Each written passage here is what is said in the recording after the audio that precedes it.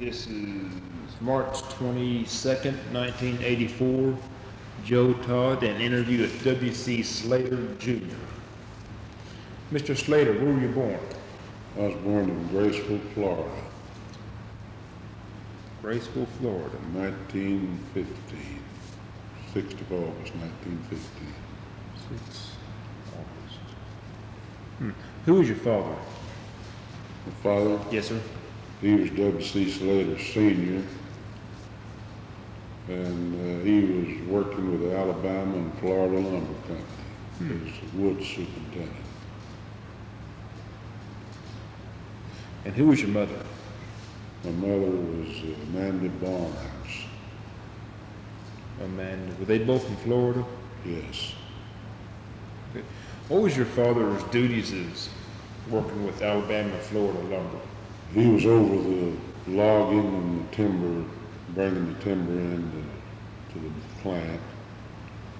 And of course, we've talked about it a whole lot. Back then, they used locomotive engines and fired them with pine knots.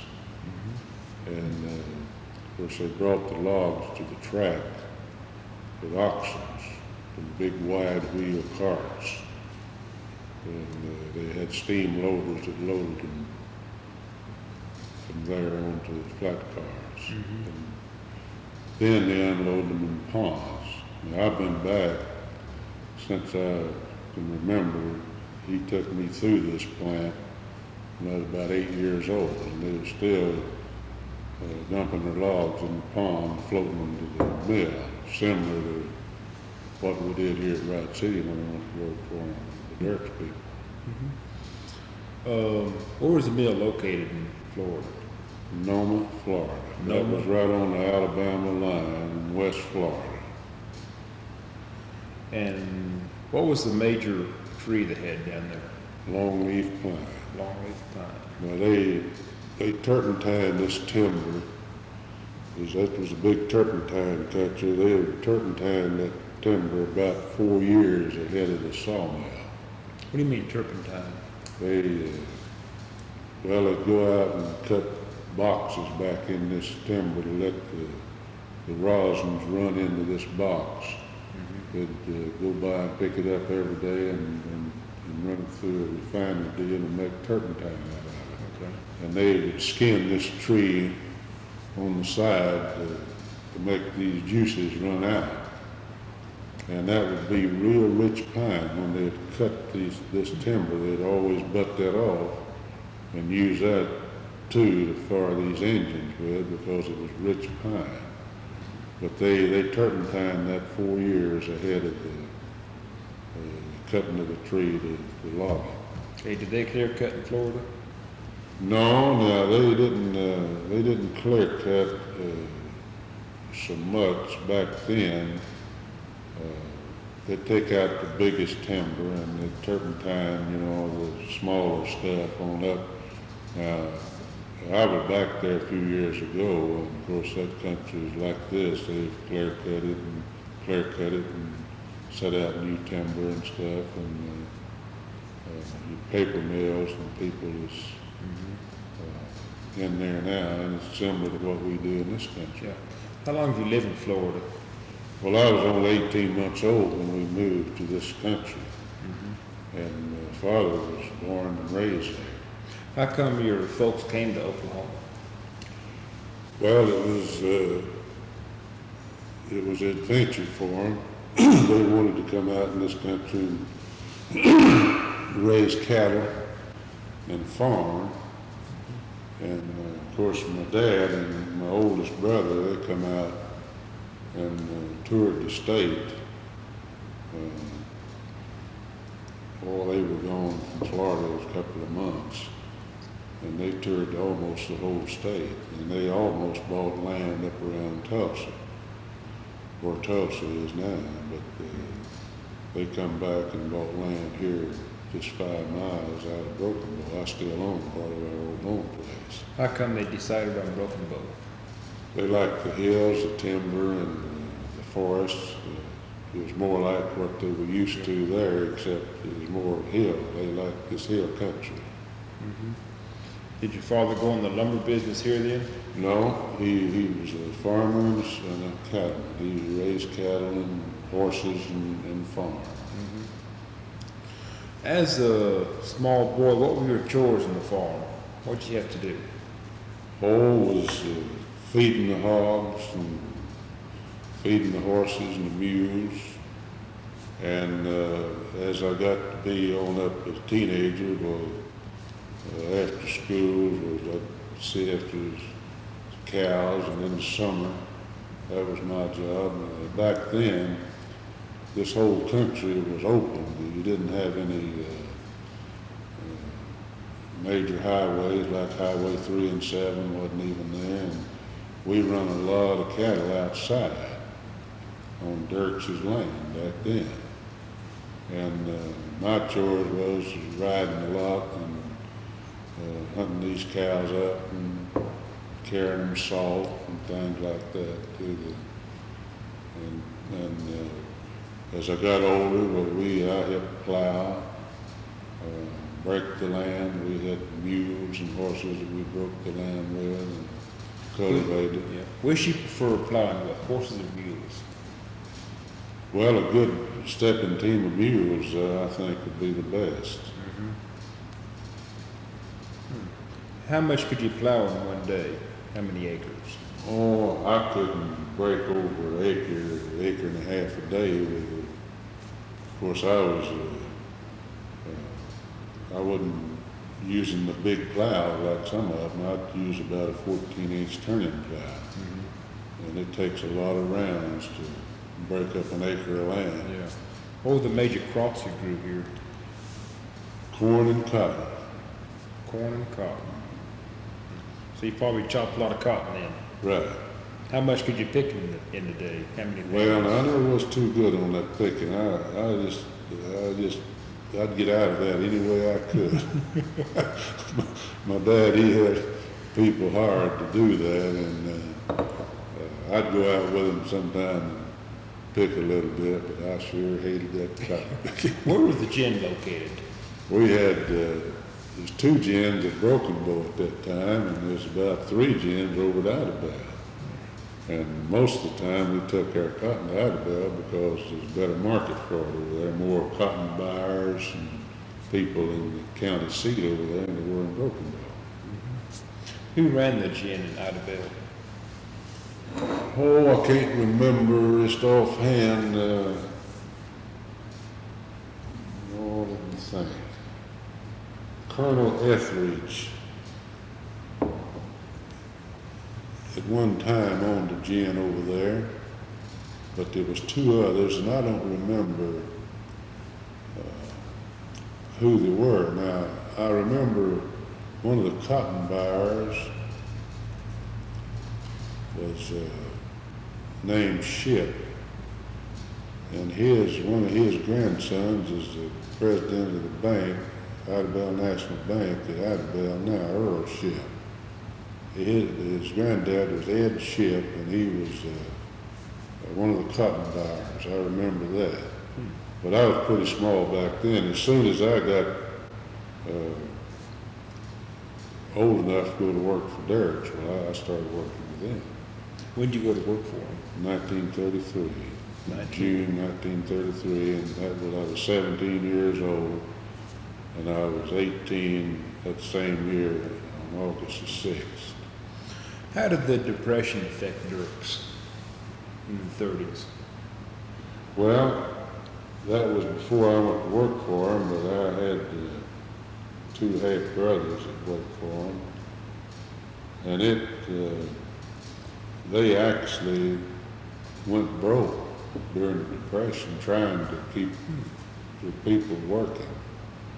Now, I know a lot of the people that worked at the mill there would work 2 or 3 days a week, and then they would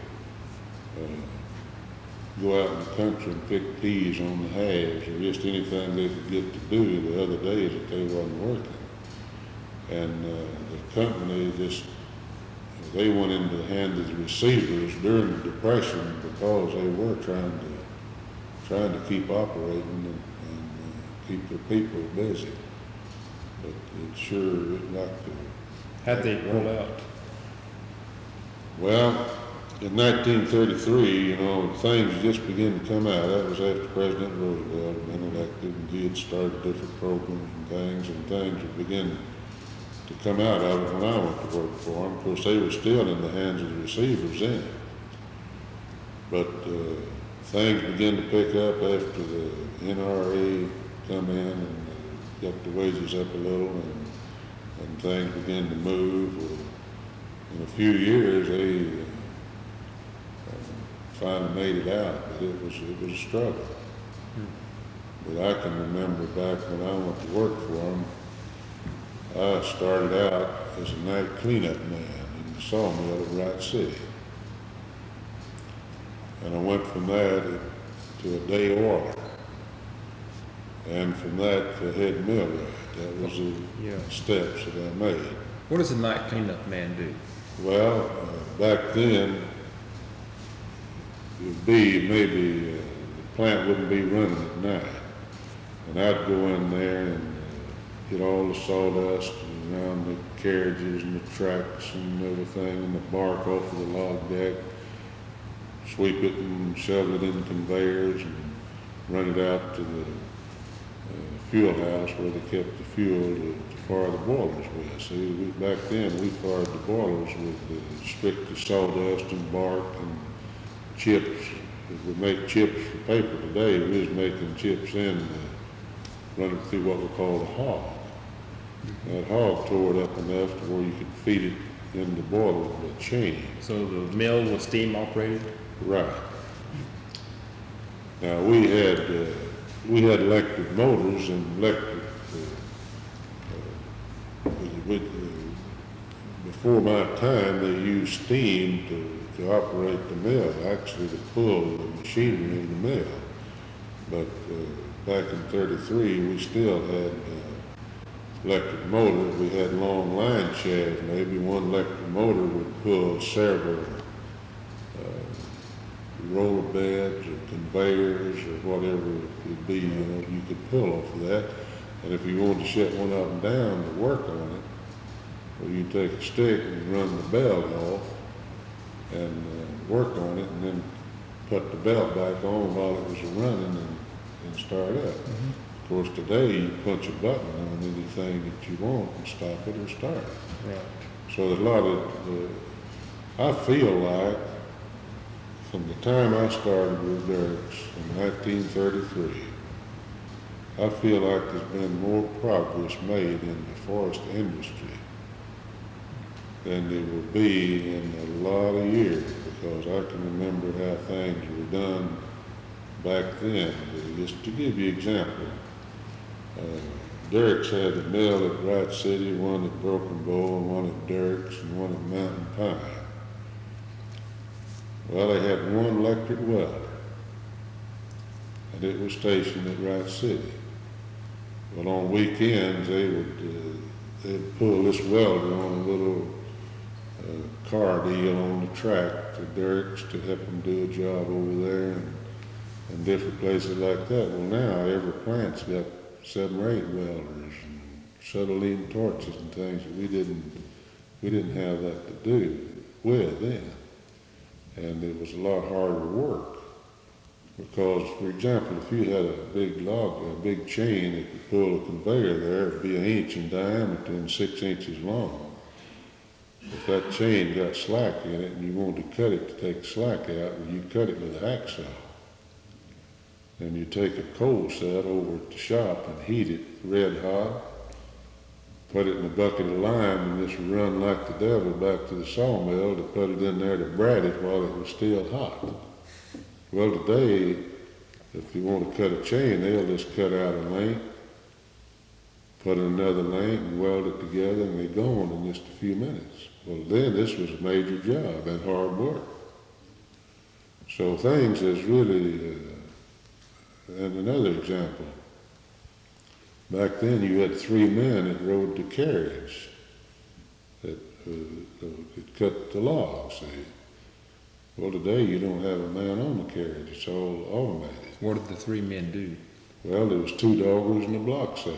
They had a front end dogger, a back end dogger, and a block setter.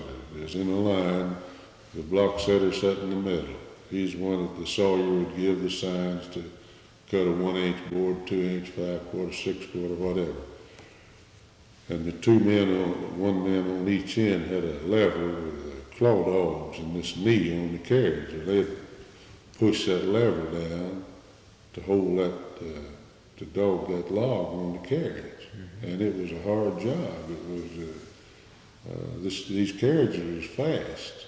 Now the block setter, He would set, he had a big dial here that he could calculate his size of the timber he had. And the sawyer, if he called for maybe 2 1/8 and a 2-inch or 5/4 something, well, this block setter had to be sharp enough and quick enough on the ball to know exactly where to get this number on this dial to make this work out like that. Well, now your sawyer does all that by buttons and things on your saw levers. And, how'd they turn the log? well, we had what we called a steam nigger back then. It actually come up and had 2 steam cylinders under the floor. And this bar come up with teeth on it. And they could rear it back or they could ring it straight up, and they could just ring that thing up with a stick in the cab where they sat and flip that log with what they called a steam nigger. Were It's they a ever, steam log turner, actually what it is. were they ever turned by hand? Not in our mills. Now, we've had little mills in this community that they do turn them by hand with a can hook, but not in the big mills. Okay. How were the blades hooked up to the steam engine, to the shaft? You mean the saw blade? Yeah, that the turn- band saw, the circular saw. Well, the band saw has got 2 big wheels, say an 8-foot band. Now that's what we had here at Broken Bow. We had an 8-foot band and a 6-foot band. Well, you got 2 large wheels, 8 foot in diameter, sitting directly over one another. This saw is running around and around on these wheels. And you've got a tension on them, and you've got saw guides that keeps the pressure to make it set out there to be sure you cut a good straight line and you perfectly plumb. And it's just strictly a bandsaw rig. Now your circular rig is a big circle saw, and sometimes they have a top saw, 2 circular saws running over one another to cut big logs where you have big timber. But your bandsaw is much more efficient and timber saving. You can save a lot of lumber by, well, just to give an example, if you've got a circular saw and you're taking out a 1/4 of an inch of wood, well, you can take out an 1/8 of an inch of wood, or maybe a little less than an 1/8 of an inch. It may be, I forget just exactly what we used to take out now, but I believe it was a 9 gauge. I don't remember what the 9 gauge was, but you can just figure if you take out half as much with that saw, if you're taking out an 1/8 of an inch less with your bandsaw, well, every 8 lines that you cut, you save 1 board. Yeah. How wide is a saw curve? What's the... Well, now that's what I started to say. The saw curve on the bandsaws at the hardwood mill here at Broken Bow was 9 gauge, and that was less than an 1/8 of an inch. I believe it was about 3/32. Okay. Now on your big circular rig, some of those things sometimes 1/4 of an inch. But then were the wheels that turn the saws, were they hooked up to a shaft, hooked up to... There's a big electric motor sitting downstairs, and the bottom wheel has got a shaft sticking out with V-belts most of the time. So it was electric motors then? Right, electric motors pull the band saws. Okay. Yes, sir. What did the boiler operate anything? But while, The boiler? well, now the boilers operated the shotgun feed. The carriages was actually pulled by steam with 12-inch. We had 12-inch guns, what we call 12-inch guns. We had a valve at each end of these guns, and the sawyer would let the steam in and out with the saw lever, which way you wanted to go. And those things was fast, and back then they would exhaust outside and it popped real loud. Now they got them exhausting back into heaters and things to save that steam. Are they're still steam operated then? Right. Okay, how fast did that carriage go back and forth and by the blade? Oh, it would come back real fast. I don't know just exactly how fast it would be. It'd be 30, 40 miles an hour, I'm sure. But going into the saw would be according to what size log you was cutting. If you was cutting little bitty logs, well then you could feed it real fast going out. But coming back, you always come back wide open, see. But you had to feed it through to keep your saw from snaking and making bad lumber. Did it stop to break and take the carriage outside? Oh, we've had carriage wrecks, yes. Sometimes the rig would go nearly plumb outside the mill. Something break, some valve break, or something that would happen, and it'd get loose from the saw, and it'd just go wild, and we've had a lot of men hurt with that. This riding that carriage was an awful hard job, and of course we went to the air dogs during the war to get rid of 2 of the men, but we used the block setters up until just a few years ago, and we finally automated that. After night cleanup man, what was your next job? It was day order. Okay, what does a day order do? Well, the day order takes care of all the bearings that need to be greased and oiled in the mill. You make a round every hour. Now these band mill it was talking about back then had old metal bearings. They didn't have ball bearings, roller bearings like they have today. And I had to oil them things every hour. You have to climb up, get in there and take caps off and oil them. Had caps on to keep the dust out, things like that. How many bearings would there be on? Oh, there'd be several hundred that you'd have to oil, just a lot of them. You just kept you busy. Some of them had to be oiled every hour, some of them once a day. You slow chain conveyors and things. You'd order them once a day, but a lot of them you'd order all every hour. Like your hog, eat up your waste for the boiler room.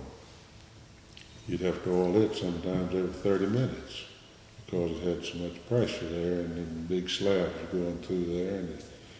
But it was a full-time job. And then you went to Sawyer? No, I went to millwright.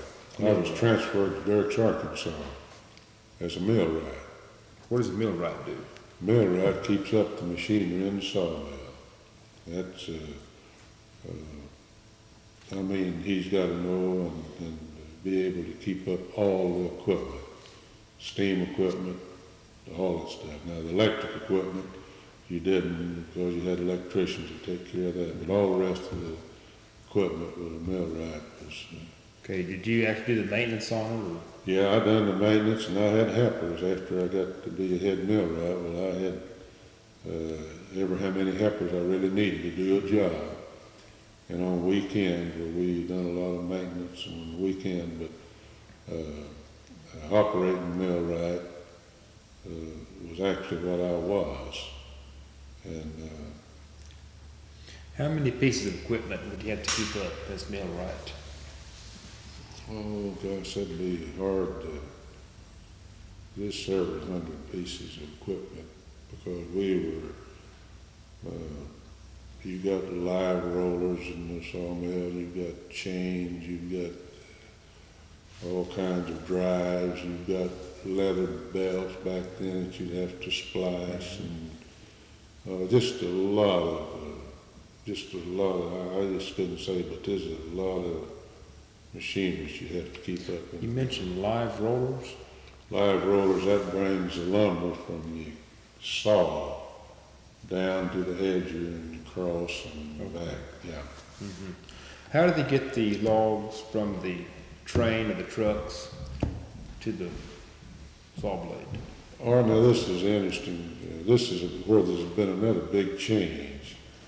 Back in 1933, when I started with Dierks, all the timber was, most of it logged out of the mountains up here, and it was a good density pine. It was soft. It'd float. We had log ponds. So they would dump off of the cars, the train would bring in the cars, they'd dump them in this pond. Well, we had men out there with long booms that floated. Well, they would walk these booms and they'd have a long, what we call a pike pole. You'd have a pike, and the end of it is a metal screw-like thing that they could throw and stick in that log and bring it up and put it on a big chain that went up in the sawmill. Then we had what we call kickers. We could kick that log to the right side or kick it to the left side. If the right side needed the big timber, we'd kick the big ones over there and the small ones on the other side. And then from there, that's where it hit the live rollers and on down.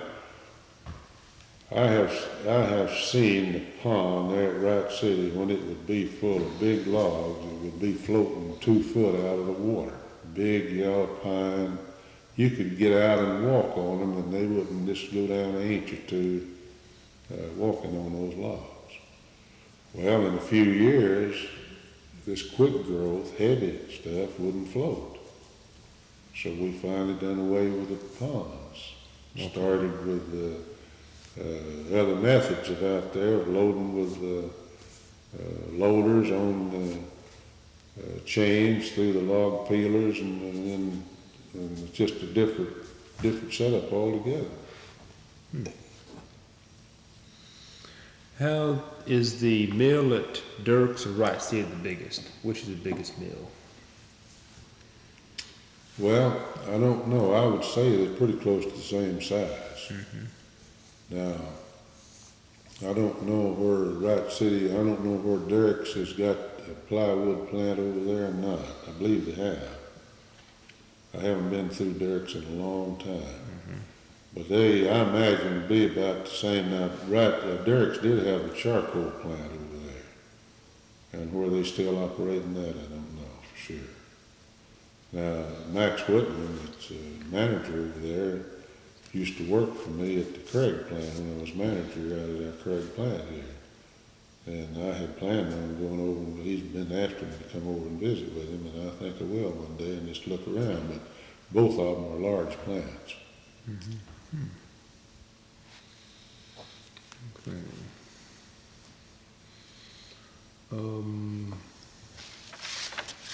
When did Dierks first come in this area? Oh, of course, that's way before my time, but I can remember when I was just a kid. I believe they started their mill in Broken Bow in 1912. Now, I'm not too sure about that, but it was way on back there during that time. And at one time, the Broken Bow mill was considered to be the largest mill in the United States because it had a complete hardwood mill, had a complete pine mill, all in on the same property. And the pine mill burned way back, I believe, in 1925 or somewhere in that area. And they never did build it back. And they modernized the hardwood mill and back in, oh, it must have been, we just had one band mill in the hardwood mill, and the Pine Valley mill cut out up here, and they moved one of the band mills down there. And when I come back to Broken Bow in 42 and took the mill as mill foreman, they had two band mills in, and so I imagine they moved that mill in there sometime in around 41 or 2 and made a double band out of the old hardwood mill there at Broken Bow. What is the pine mill and hardwood mill set up the same way, basically? They cut the log the same? They cut the log about the same. The hardwood, you use a little smaller swedge on your saw. You take out a little smaller cut than you do on pine. And your timber is a little more trickier to cut because you've got so many different species there to work with. Now, the Broken Bow mill, see, we had all different kinds of oak, red oak and white oak in both families. Mm-hmm. We had all kinds of gum, and all of these cut different. So your sawyer's got to be better trained to know what is sawing. Some of it's softer than others, but basically, as far as the operation is just about the same. How many feet a day is cut at Wright City? I wouldn't know about that. I sure wouldn't know. Mm-hmm. How about when you were working there? Well, I don't remember what was cutting then, because back then we was cutting a lot of big timbers and stuff like that, and I just don't remember. Mm-hmm. How long did you work in Dierks, Arkansas? Well, I worked from 1936 to 1942, and I come back to Broken Bow in 42. Mm-hmm. How did World War II affect Dierks? Well, we were into a lot of defense work. We done a lot of, at the Broken Bow plant. We built bomb crates. We built big truck crates to ship those trucks overseas, and ammunition boxes of all kinds. So we were into the defense real strong. I believe our plant was rated, had a priority rating on defense work. And we started working some women in the bomb crate division, the first women we had working out at the plant during that time. And it was awful hard to get good people to work because a lot of the best people were gone. And we cut a lot of timbers at the sawmill for the shipyards to launch these ships on, big 12 oak timbers. And but our plant, all the plants was going wide open, mostly for defense, and it Mill, or were they considered crucial to the effort? there were a few of you real younger people that was drafted. Now I was running the hardwood sawmill at that time. I had 54 people working under me. I had the sawmill and the boiler room at the hardwood mill. And I was drafted and passed for the Marines.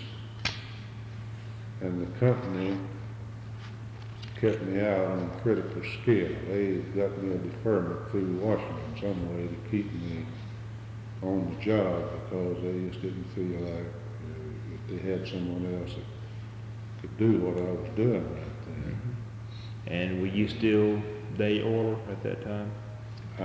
Were you still day oiler during the World War II? Still what? Day oiler, were you oiling the No, I machines? was a manager at the sawmill. I was Okay. running the sawmill. I had about 54 people working for me. And I was responsible for all the log yards, the sawmill, and the hardwood boiler room. And if I had a sawyer off sick, I would go in there and saw that day in his place. And the superintendent, Mr. Brassfield, was superintendent then, and after I had went up and was examined and passed for the Marines, I already had 3 brothers, I believe, in the service and several nephews. And I was only 25 years old at that time.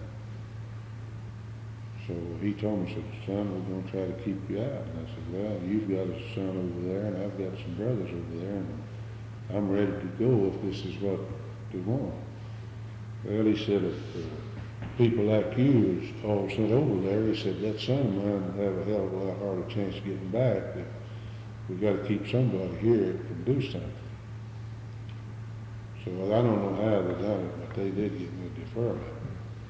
But it was hard going because, as I said, you couldn't find good help then hardly at all, because in this country a lot of them went west coast to the shipyards and places like that, and we had to operate on a lot of people that work with a lot of people that just wasn't too dependable. Now, were you manager at Wright City during the war? No, I left Wright City before the war and went to Dierks. So you were manager at Dierks? I was manager at the Broken Bow plant. Okay. Now, after the sawmill, after the war, well, I was made in 1946, I was made assistant plant manager. And then, What does he do? well, he's over the whole plant. The Weyerhauser people calls him, well, a complex manager, over the whole entire plant. Okay, what does the plant consist of? The sawmill or what else? Well, you got your sawmill, you've got your planer mills, you've got your machine shops, you've got your mechanic shops where you keep up your rolling equipment, and it's just the whole thing. You got your electric shops and supply houses, your shipping department where you ship your finished product. So it's just the whole plant. I was assistant plant manager there until 50.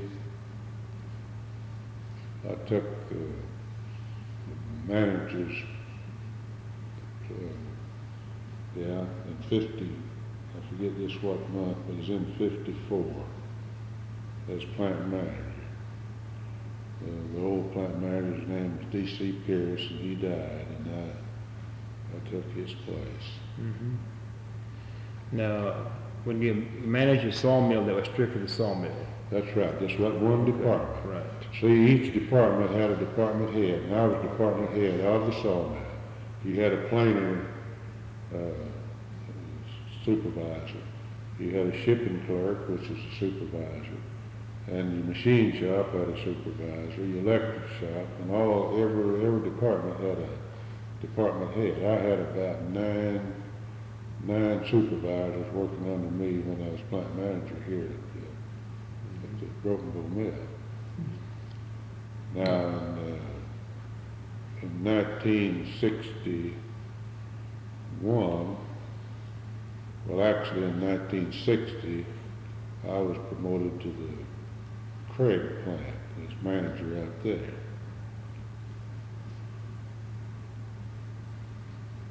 And I started that plant up and was manager out there for about 5 years and had a couple of heart attacks.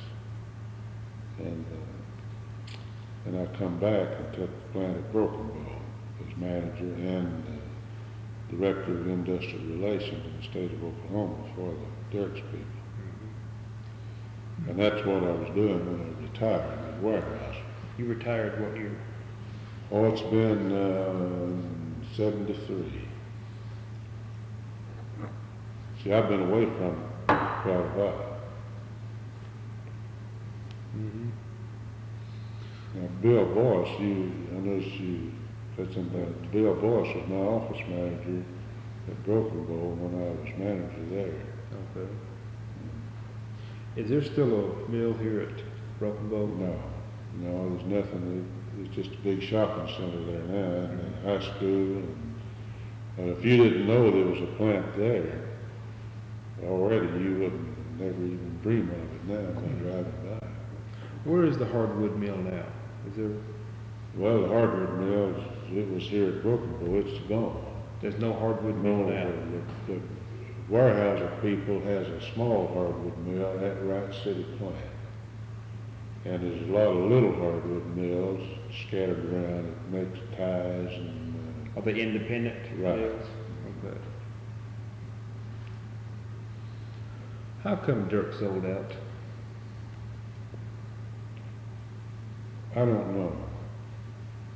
I just really don't know. Now, in a way, I may.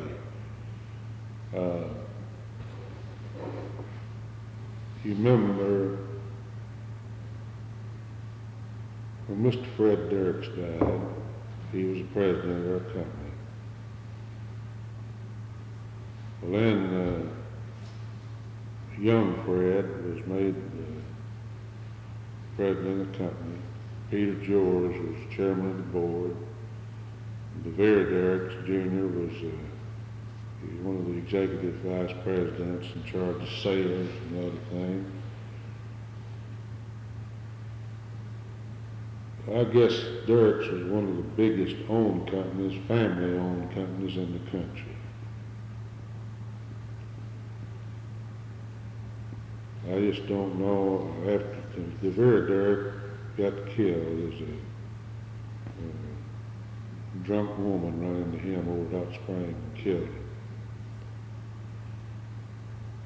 And that really tore things up, and I've wondered a lot of times maybe if Dierks had lived, if it had been a little different. But I just wonder sometimes if Pete and Fred wanted the responsibility of such a large operation and finally got thinking about it. Now, Peter George told me way back before Mr. Fred died that they kidded Mr. Fred one time and told him we ought to sell the company. And Mr. Dierks said, "No, as long as I'm around, because we just want to keep it." Now, Mr. Fred Dierks was a man who thought a lot of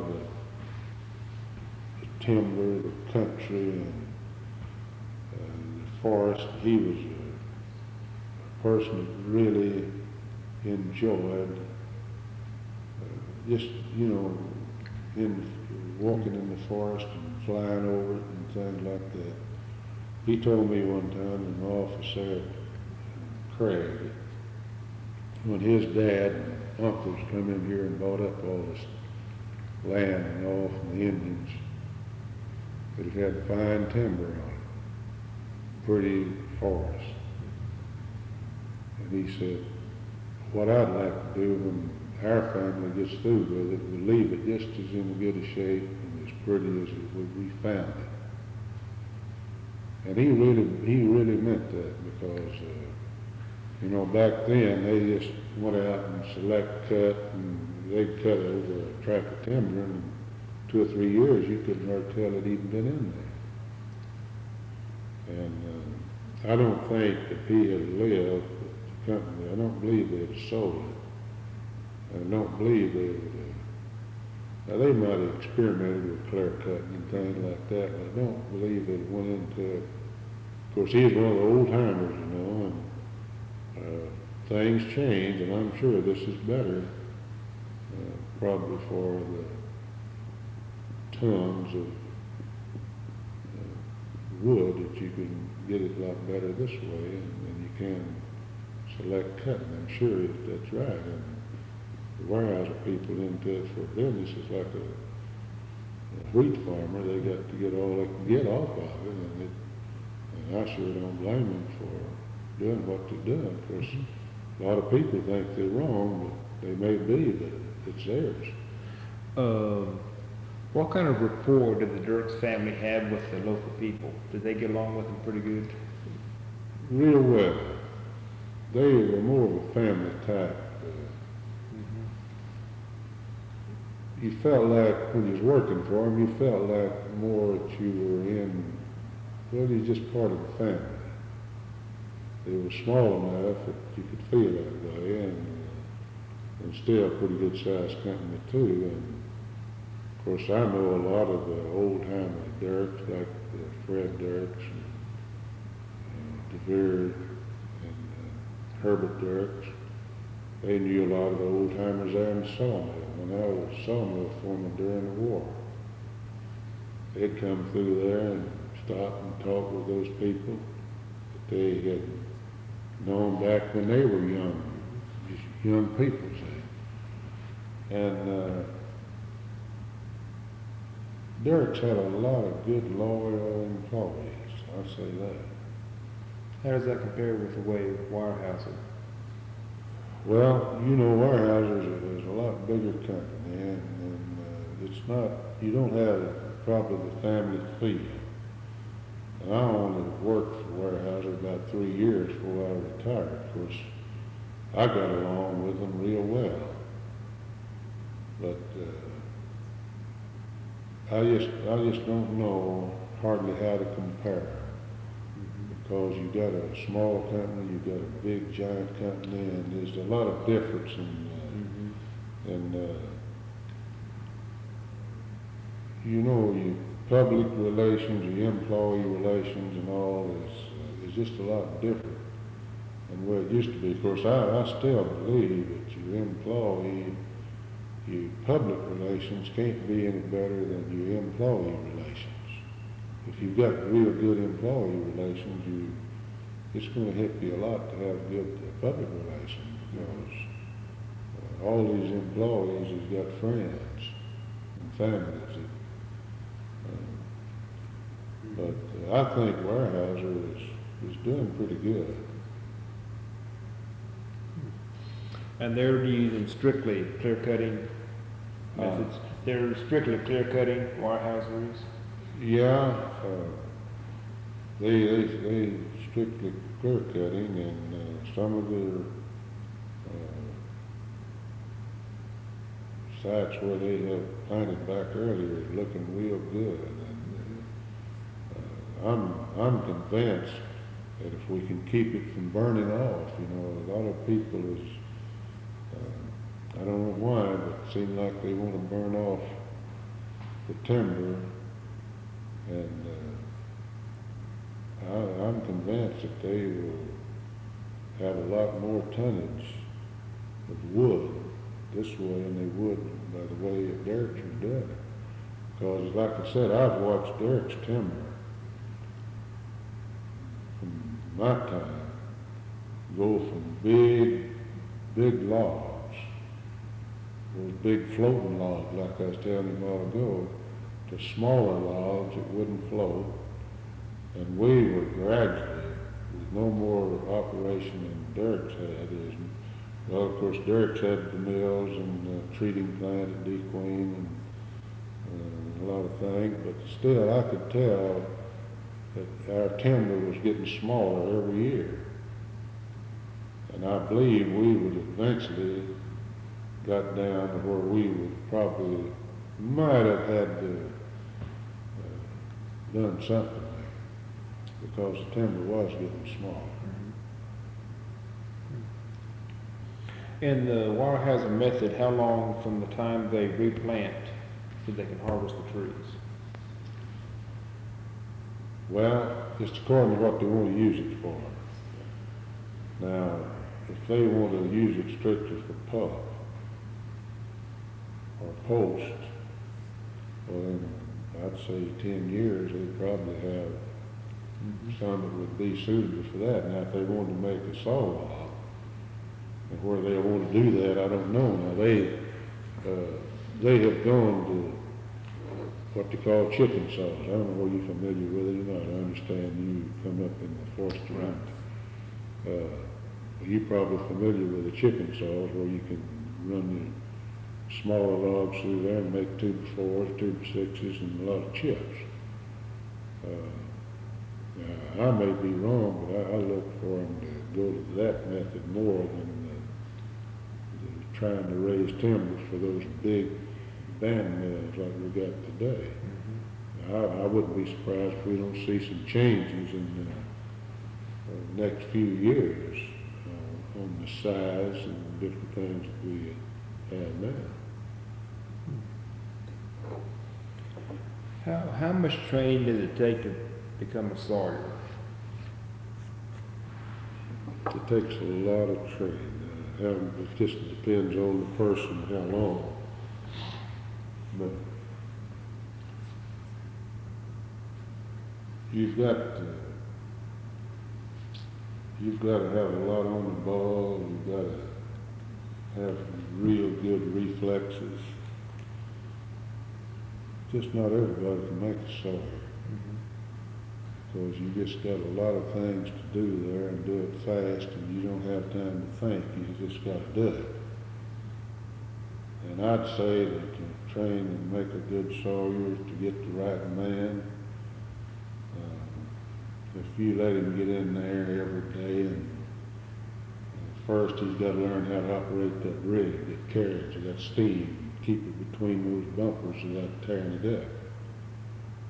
Then you've got all that separate stuff to learn, that you work with your hands and your fingers and your feet. And you wouldn't make a good sawyer in a year. It takes several years to really get to be a top-notch sawyer. It's one of the more skilled jobs today in your modern sawmill, one of your top skilled jobs. I'd say the top skilled job in the sawmill part of it. How long did it take for you to become a sawyer? Well, back then, you didn't have all this gadget work that I'm talking about. You had one man that rode the carriage and done the dogging for you, and he done the block setting for you. All you had to do was to turn your log and run your carriage up and down the track and give him signals of what you wanted. And I never did just do that for as a job. I just done it extra. And the way I learned, even after the mill had shut down, I'd get up there and after I was sawmill foreman. And I'd just put a little bit of steam on the carriage where I couldn't tear up something. Well, I'd run that carriage up and down the track maybe for an hour at a time, just playing with it, stopping and starting. And the next day I'd give it a little more steam, keep on till I could handle it wide open. And I'd done that for a long time before I would trust myself with having a man on that carriage to saw. It took me off and on, I imagine, 6 or 8 months to get where I could trust myself enough to have a man on that carriage.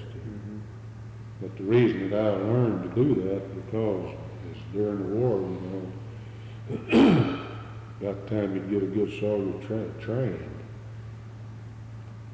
a lot of times he'd go to the West Coast, and they paid a lot more there than we could pay here because they had a lot bigger timber, and the sawyer could cut 4 or 5 times as much lumber there as you could cut here for these smaller logs. And you hardly ever had an extra sawyer, so I trained myself up just in case of emergency. I've sawed as high as a week at a time or something like that till I could hire a sawyer or something like that, or have one sick. I'd saw in his place. And I usually kept another man that was pretty good sawyer, uses extra. You ever ride the carriage? Very little, very little. Dierks, when I was millwright over there, I let a dogger off to go to the bathroom. The sawmill foreman caught me on there. He just stopped the carriage and had me to get off. He told me, said, I don't want you to do that because every time when I want to go to the bathroom, they'd be wanting you up here dogging, and you're supposed to be keeping the plant and mill up as millwright, so I don't want you to even learn how to do it. So I never did, and I was proud of it because that was a rough job.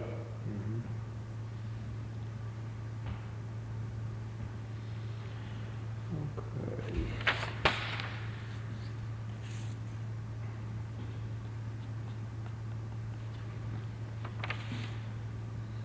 Does the fire control methods that Dierks and Weyerhauser use about the same? Fire control. Yeah, fire control. Yeah, I would say so. How are they organized, basically? This the fire department you mean at the mills? Yeah. Well, we used to have fire drills just like they do in the cities and things like that, and we'd send our fire chief off to get the late methods and all that. And of course, it's all just a volunteer deal. Everybody's on the job, already on the job. But we had fire trucks and all kinds of fire extinguishers, and all of our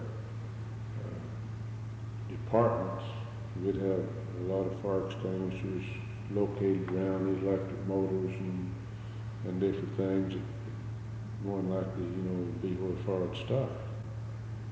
And they've got a pretty good, now we had a real good crew at Craig out there, and they still have, I understand. But they go all out for it. What was the greatest fire danger? What part of the plant? Well, the Rat City sawmill burned, back in, I don't remember the date now. But that was an old wooden mill, and going back to this oil deal, you get a lot of oil and stuff on those timbers. And you get a lot of fine dust in there, and I would say at that time, probably the sawmill would be more prone to have a fire. And you had all these hot steam pipes, a piece of bark or something lay up against that so long it charred, and the least thing would set it off. And another thing, you use these torches that we was talking about around in the mill, and maybe a spark could fly over and simmer there for maybe an hour or two, and nobody would notice it. And I would say actually, probably your sawmill, of course now, your sawmills are all, the mill at Broken Bow is an all steel mill, the hardwood sawmill. Of course they'll burn too if you let enough dust get around them. You got enough electric motors and things, and overloading your motors and stuff like that. I would say probably your sawmill. Now I'm not too familiar with plywood departments and all that. I think they fire them with gas and all that. That might, plywood might be more prone for fire than your sawmills now, I see.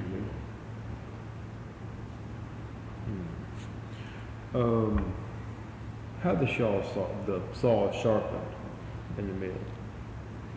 Well, you've got a filing room. It's on the third floor in the sawmill. It's up above your band bells. That's where you change them. You pull them up with a winch, take them off. We've got a big grinder, what we call a saw grinder. You put that on the grinder, you first put a swedge in it, so you got a swedge that you work, it meshes that steel and spreads it out. That's where you make your point, then you got a shaper that you shape that down to a certain size. Then you got an automatic grinder that you start up and it grinds in and out automatically into those teeth. Till you grind them till you get them to the size that you want. And then you got a clamp that you clamp that saw. And that's where you line them teeth. Every tooth has got to be perfectly lined or you got a scratch on your lumber. See what I mean? Yeah. Then when all that's done, you take it over and you put it on what we call a bench with a roller. And you put a tension in that saw. You've got to have enough tension in that saw to make it ride that wheel and stand up there and run straight. And this is another highly skilled job. Is a good saw filer is worth his weight in gold because he can, well, he's sort of like the saw. He can make you or break you. Yeah. But all that is done mostly automatically except the swedging and the shaping and the lining of the teeth. I have done that a little too. And when I was working in sawmill, I tried to learn all I could about everything so I could fit in and I knew what I would be talking about and help with any problems. Mm-hmm. Can you basically just, from the time the log hits saw blade, how many steps does it go through until it's a finished board? What does it go through? Well, from the time it goes through the saw blade, it goes through, it used to, I don't know what it's still doing, I would go through an edger. That would bring it down to size, make a 1:12, 1:6, or whatever width you want. It'd go from there to the trim saws. It would trim the ends off and make it either a 12-foot, 16, or whatever. Then it would go out on the green chain. It would be stacked on sticks,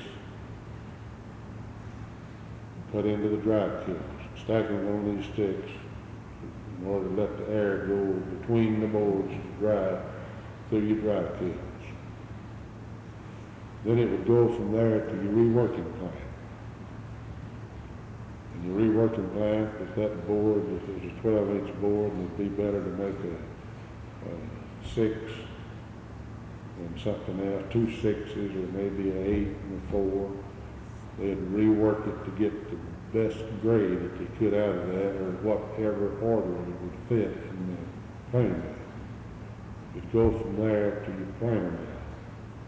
You'd either make it into S4S, that's surface to all 4 sides, or you'd run it in. Weyerhauser don't go in for the molding. We used to go in when Dierks had the plants. We made a lot of molding, trim, shoe molding things around the doors, windows. Of course now it's usually run into S4S, or shiplap, or center match. What's shiplap?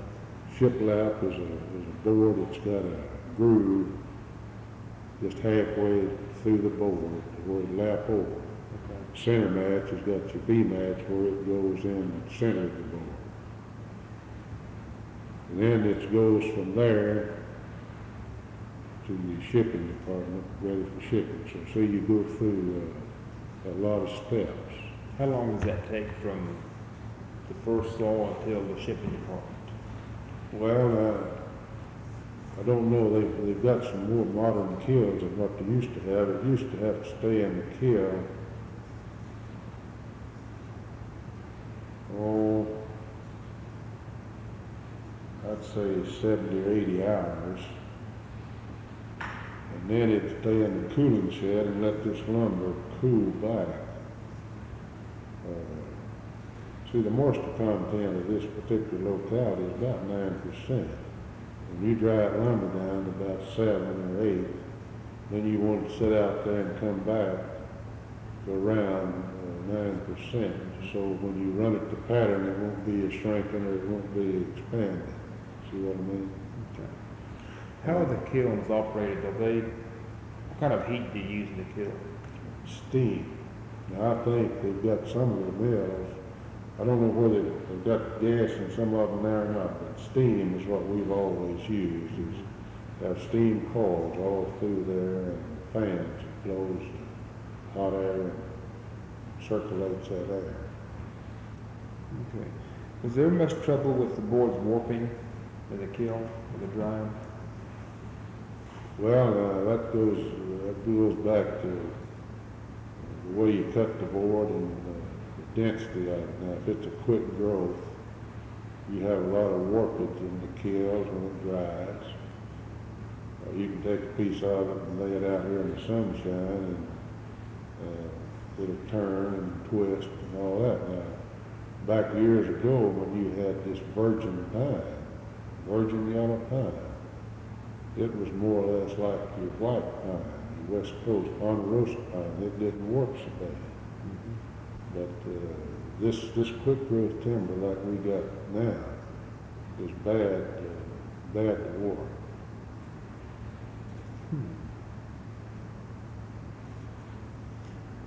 What job did you like best in the sawmill?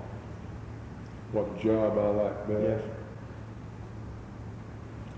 As just a working man, or as in Yeah, just a working man. What?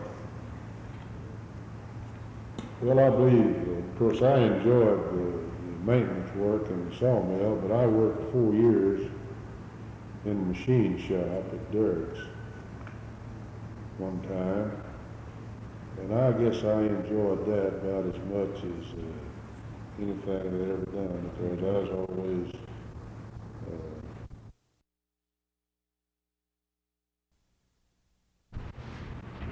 I got a chance in the machine shop to learn to run the lathes, the metal lathes, the radial drill presses, the milling machines and things like that. It was a kind of a challenge. And I guess I really enjoyed that about as much as I did any just work that I ever did for the company. I had a chance in there to learn the electric well and acetylene well and all those kind of things, which is real interesting. What job did you dislike about the mill? Well, as far as just disliking, when I was millwright over at Dierks, if you had a breakdown out on the green chain, you'd pull this lumber off behind before it got to the trim saws. Maybe a lot of times you'd have lumber stacked up there, it'd be a carload of it. And I always hated that part of it, because when you get the thing running in the millwright saw, we'd go in there and start dragging that lumber off, because all the rest of the men would be back on their jobs. But we'd bring this lumber back on the trim chain so they could run it through the trimmers and not out on the green chain. That was awful hard work. Yeah. Some of that stuff was a 2-inch rough lumber, 16 foot long, and you grab a hold of that and start dragging it, it's hard work. So you run into a lot of hard work that I didn't like as a millwright. And as a millwright, I never did like to change the knives in the hog. You had 15 knives there. You had 30 big 1/8 nuts to loosen up, and that was awful straining on you. Now, what were these knives used for?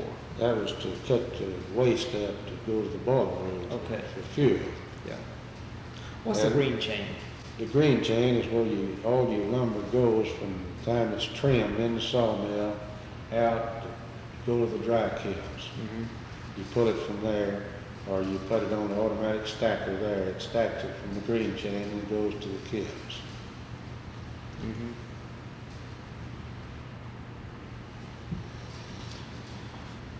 Okay.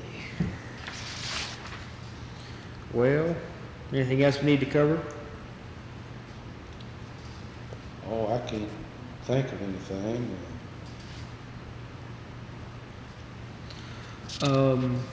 Is Weyerhauser growing more wood than they're cutting now? Are they cutting more wood than they're growing, or how does that? Well, I couldn't give you a truthful answer to that because they're buying a lot of outside timber. They are. They're buying an awful lot, and I just don't really know where it's growing back this fast or not.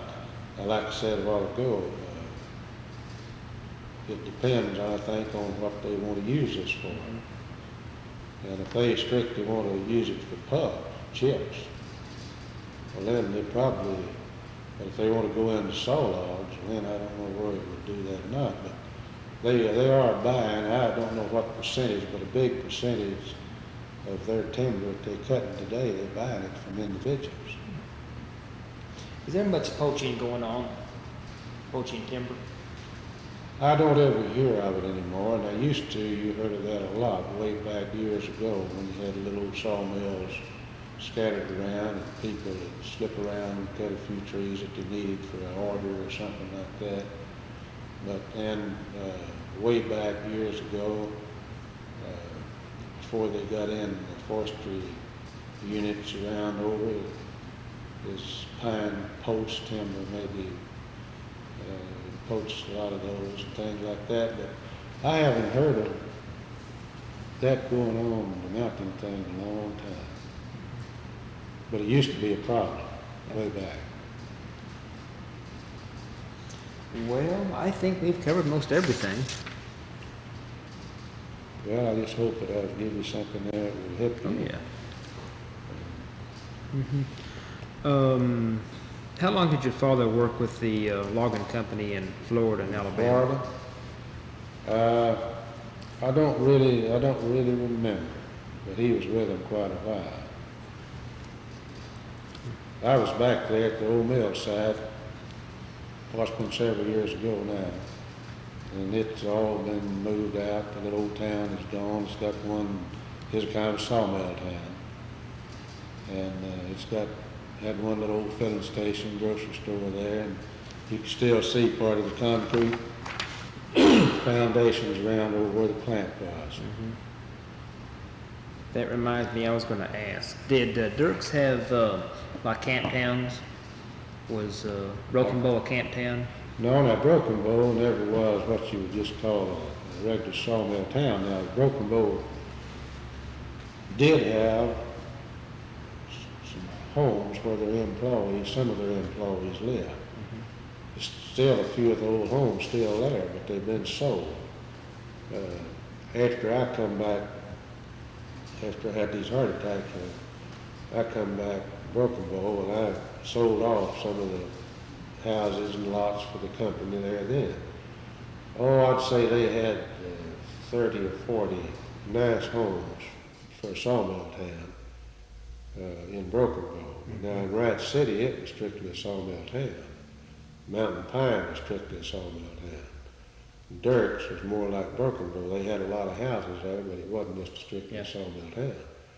Now in Wright City, they had their own stores, drug stores, grocery stores, meat markets, a picture show, all that. And they had the same thing at Mountain Pine. But Broken Bow and Dierks, they wasn't just what you would call a sawmill town. Did, like in Mountain Pine and Wright City, did the company build the houses for the people to live in? Right. It was all company owned. Excuse me. It was all company owned houses. Their employees rented. Now you had employees that lived out in the country and in Valley and different places, but the people that lived in Wright City worked for the company. They'd furnish them a home, a house to live in, and they'd pay so much a month rent, everybody was. What kind of houses were they? Well, most back then in 1933, they had some nice houses. And they had some small houses, just according to a man and his wife, he'd get maybe a 1 or 2 bedroom little house. And if you had a family, you could get one with 3 or 4 bedrooms. But back then, that was before indoor plumbing or anything, and all the houses had your johns out in the back alley. And so, as I said, I think during the time that I started with Dierks until I retired, I probably have seen as much progress made in the sawmill industry as you'll see in a long time. Because it's pretty highly automated now, and well, it don't even seem like the same industry actually if you get in there and really look at it. When did they go from using mules to get the logs out to, I guess, when did they stop using mules to haul the logs?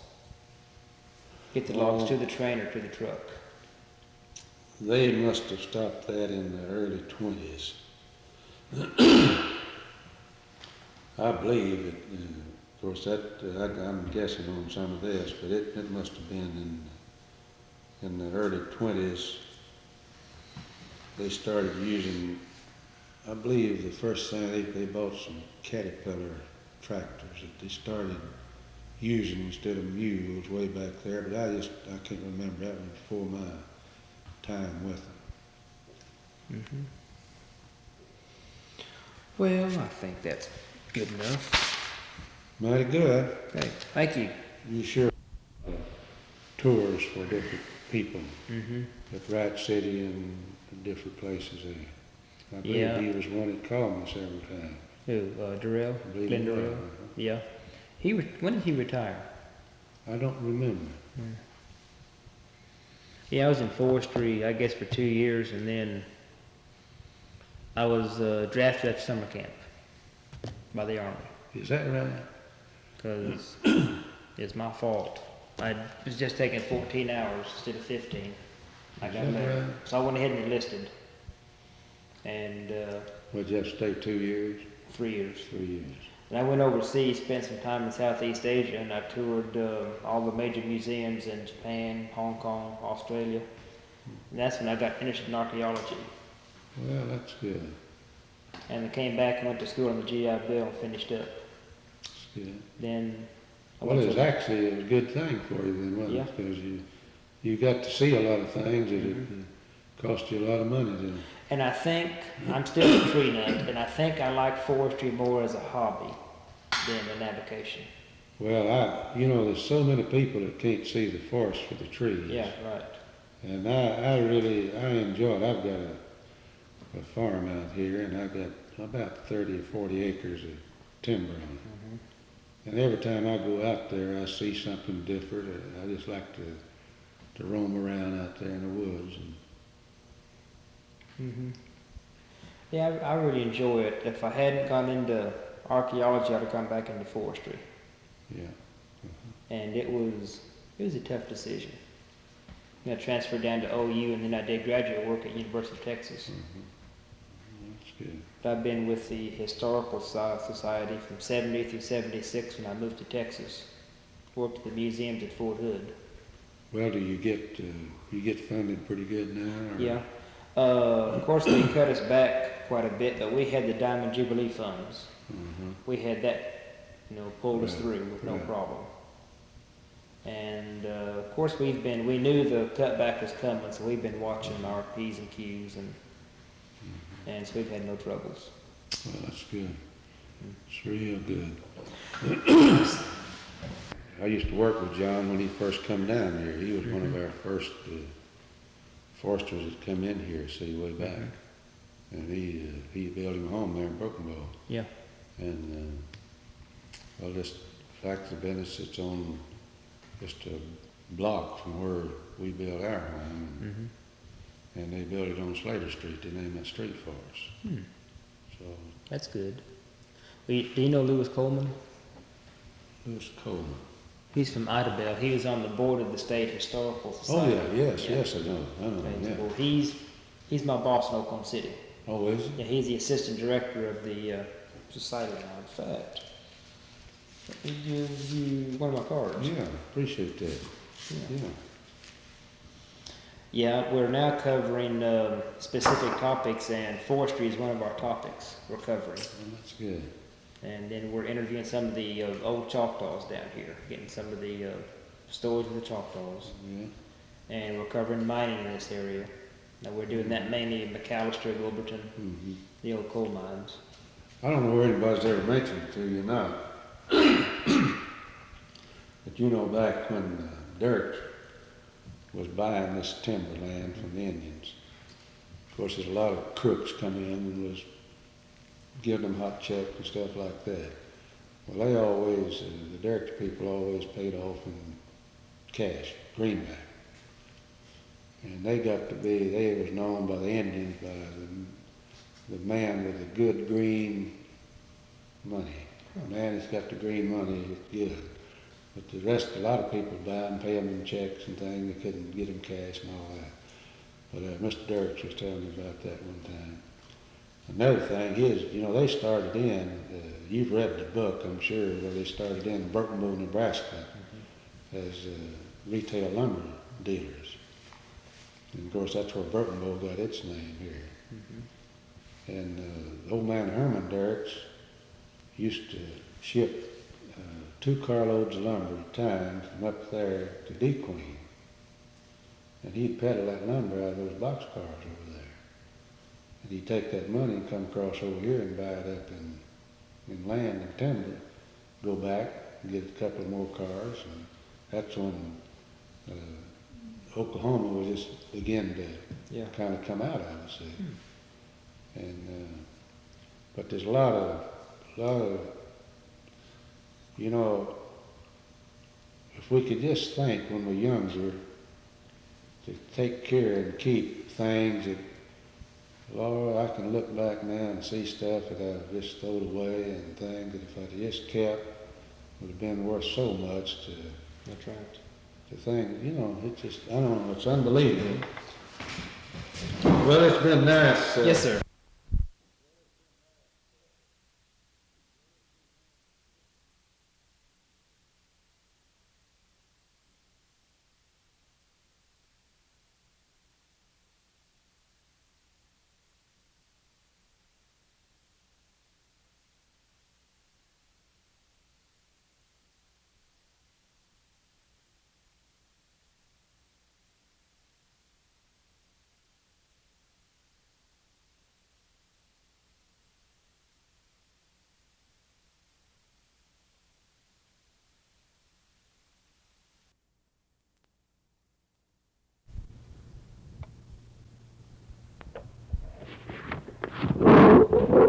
This Penn Woods recording for the Oklahoma Living Legends, and this date is March of 1980, and we're in Broken Bow, Oklahoma at the Forest Heritage Center, and I'm visiting with Mr. Bill Slater, who lives at 411 West Slater in Broken Bow. And Mr. Slater is retired. He was sawmill superintendent and fiberboard superintendent with the Weyerhauser Company, and earlier than that with the Dierks Company, both of which were involved in wood products in this area under the principal industry of the Broken Bow area. And we'll be visiting with him about his personal background as well as some of his experiences with the company and some of his observations of history in the area. I wonder to begin with if you would tell me who your parents, are your parents, any of your parents living now? No, they sure not. They've been dead several years. If you would tell me who your parents were, including your mother's maiden name, and where they came from and what brought them to this area. Well, my mother's maiden name was Barnes, and my father was with a lumber company in Noma, Florida, and this company cut out, and my dad wanted to move somewhere where they had plenty of timber and hills and mountains, and so he got on a train and come to Oklahoma, traveled the state over. That was back in 1917.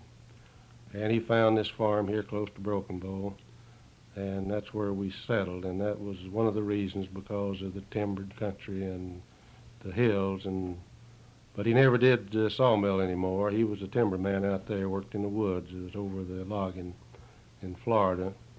But here he was a farmer and a cattleman. Did he operate his own logging operation in Florida? No, he was with the Alabama and Florida Lumber Company.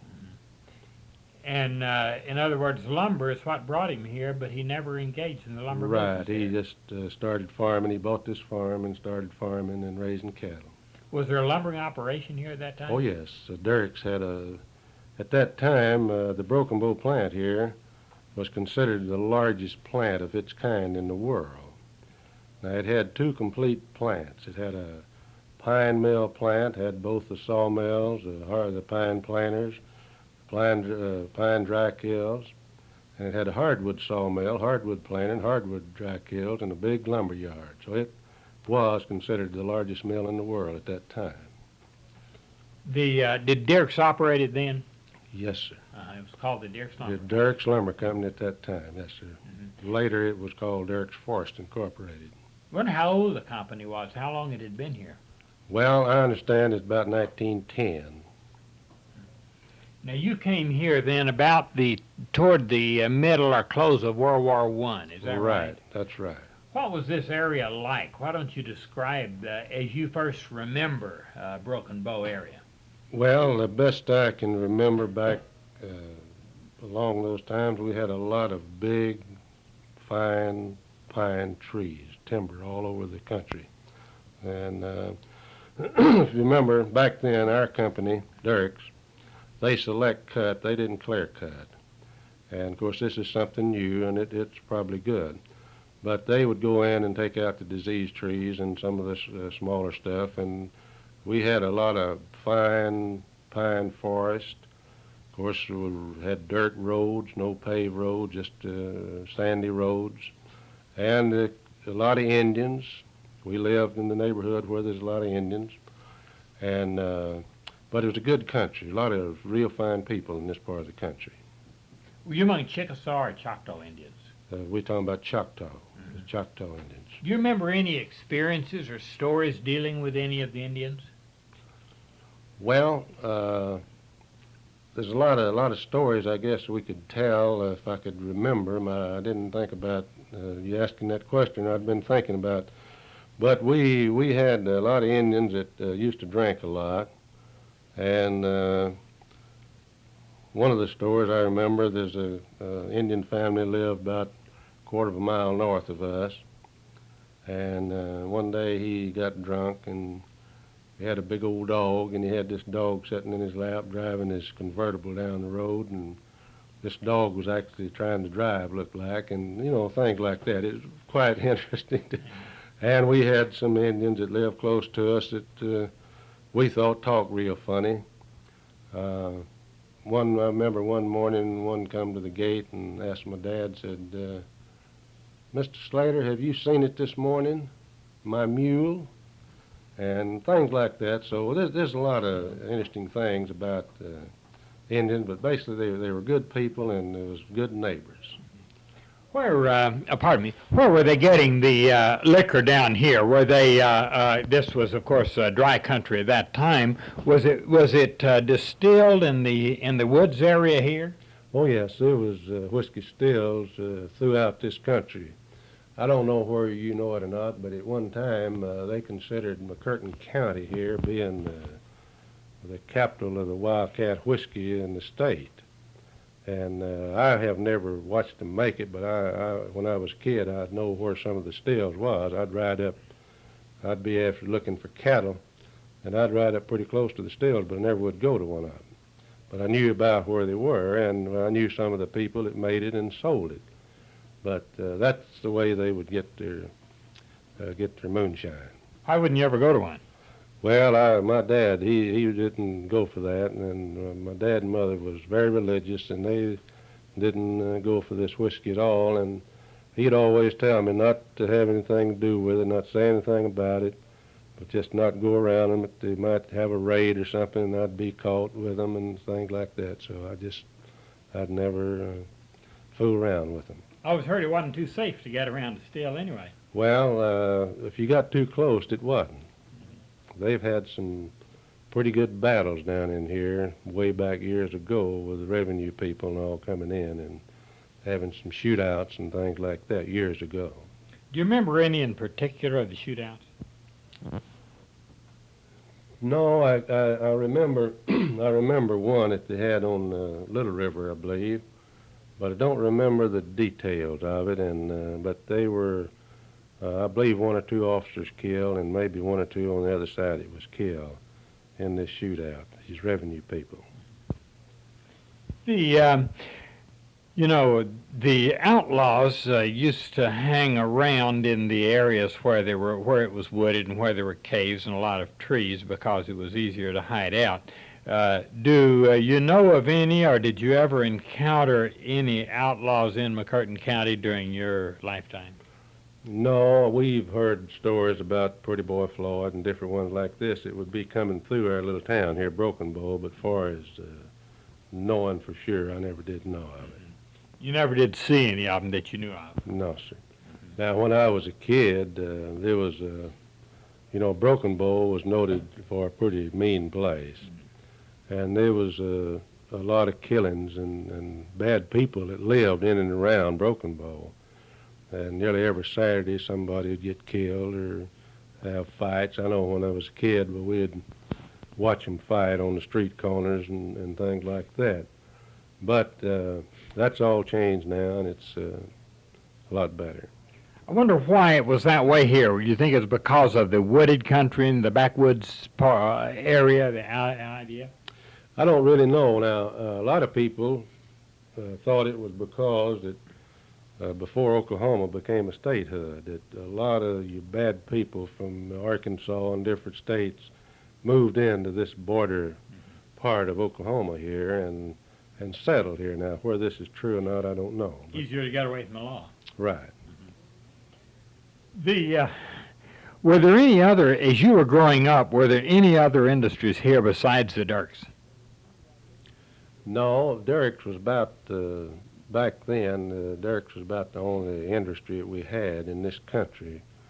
Of course, later on, a few years, we started having little sawmills, what we'd call groundhog sawmills. It would start up, first one little place and another where they would maybe set up and run a month and move and run another month and things like that. And later we got a pressure treating plant here, and of course we have the chicken plant now and several nice sized little mills in this area. Was Dierks at Wright City then? Right. Now we may be talking about several of their plants. Now when I started with Dierks in 1933, they had the plant at Wright City, they had the plant at Dierks, they had a plant at Mountain Pine, and this plant here at Broken Bow. So they had 4 plants. Later, they built a pressure treating plant at DeQueen, which is the largest one in the world now. And they built a paper mill at Pine Bluff. Now, this is what Dierks had, and the Craig board plant. This is what Dierks had before Weyerhauser come in. Of course, Weyerhauser come in. They built more onto the Craig plant. They built a paper mill at Valiant. And they have expanded quite a bit. They have plywood plants, 2 or 3 plywood plants now. And they have expanded the operations quite a bit since they have bought the company. Where's Dierks headquartered? Dierks was in Kansas City. Now, they later moved to Hot Springs. Their main office was in Hot Springs the last several years. It is now. It was, yeah. Now, Weyerhauser, the Dierks division, still headquarters in Hot Springs. Did Weyerhauser buy all of Dierks, the whole company? Yes, sir. Bought all their land and plants and everything. Where's Weyerhauser headquartered? Tacoma, Washington. I see. When you were first working for Dierks, it was Kansas City headquarters. Is that right? Right, right. Why don't you describe a sawmill as you first remember it, which would be very early 1920s, I suspect. Compare that with the sawmill of today.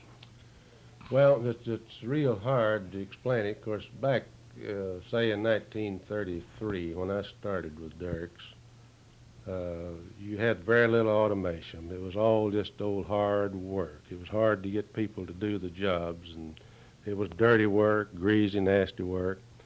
To give you an example, we had 3 men that rode these carriages, which was real fast. It had shotgun feeds, and if you don't know what a shotgun feed is, it's a big barrel that steam goes in each end. It pulls this carriage through the saw, and real fast. And we had 3 men riding that thing, and you couldn't hardly keep the people. It was real dangerous. People hurt all the time. So we actually was forced to go to air dogs that done the work that these men and the automatic set works and the whole thing. So I imagine during my time, since 33 until now, I probably have seen the most changes in the sawmill industry it will be in a lot of years, because now they're highly automated. There's very little manual labor where you really have to work hard like you used to. And there's been a world of change from, say, in the early 30s up until now. There's just hardly no comparison with the type work. And there's a lot more skill work today than there were back then, because around your mill, about 75 or 80% was just common labor work. Today, it's more skill. It's automated, and you got to have better skilled people doing these jobs. When you spoke of the pressure machine, I believe, what is that? Well, now this is a big cylinder where they pressure treat highline poles, telephone poles, fence posts. They put these posts in this big cylinder, and they put several thousand pounds of pressure. And they pressure creosote or pinna, either what you want. They keep them in there so long with this pressure, and it pushes that pinna plumb through this post. Then they put a vacuum on that cylinder. They pull a vacuum and pull all the excess pinna out of these posts, and they let them sit there a while, and then they pull them out and let them cool. And that's what we call a pressure treating plant. Now, this plant that Weyerhauser owns at WWII, I believe, has about 8 of those cylinders now. And it's supposed to be the largest treating plant in the world.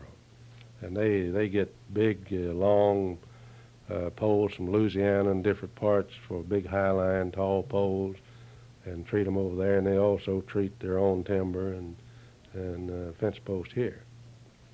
How much of the lumber, the raw lumber that you use, the poles, trees, come from this area, and how much is shipped in? About.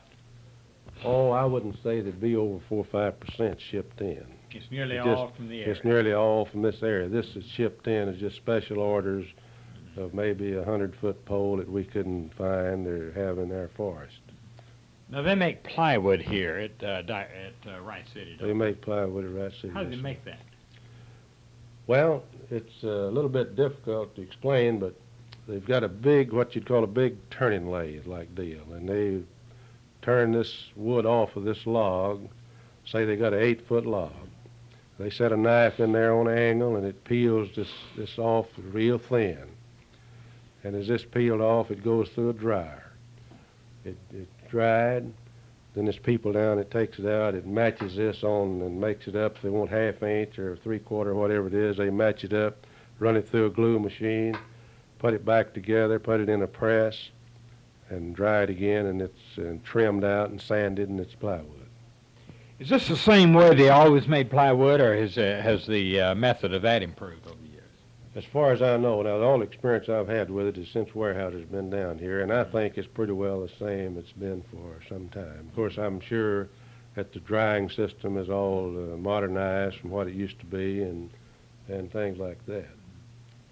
Now, I might tell you this, talking about our Wright City Mill, this is where I started with the company at Wright City. In 1933, all these plants that I spoke of at the beginning had big, what they call log ponds. They hauled in everything by train. They dumped these big logs in this pond. And you could look out over this pond and those big logs would be floating 3 foot out of the water. There's real light, real good textured timber. And they would take these in, and we made a lot of trim, door trim, window trim, and everything in way of trim in the home, either picture frame material and all this. This was good lumber and would stay good and straight. Well, later years, we started getting the virgin stuff cut out. We started getting the quick growth stuff.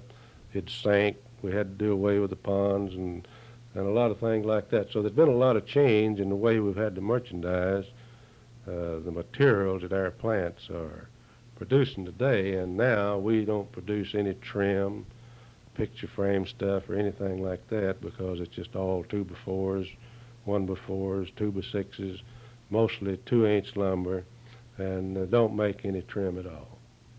Now, 1933 was right in the middle of the Depression. To begin with, was it hard to get a job in 33 down here? Yes, sir, it was. I had, well, the morning I got the job at Wright City, I was just right out of school. And I had a good friend that used to come to our farm and bird hunt with me every bird season. And he had a job, he was head millwright at Wright City. And he told me when I got 18 to come on up there and he'd get me a job. Well, I was there on Monday morning. I wasn't quite 18, but right close. He told me, said, don't stop at the office, just come on down to the plant. Well, when I got there, I imagined there was 300 or 400 people, men, standing out in front of the office.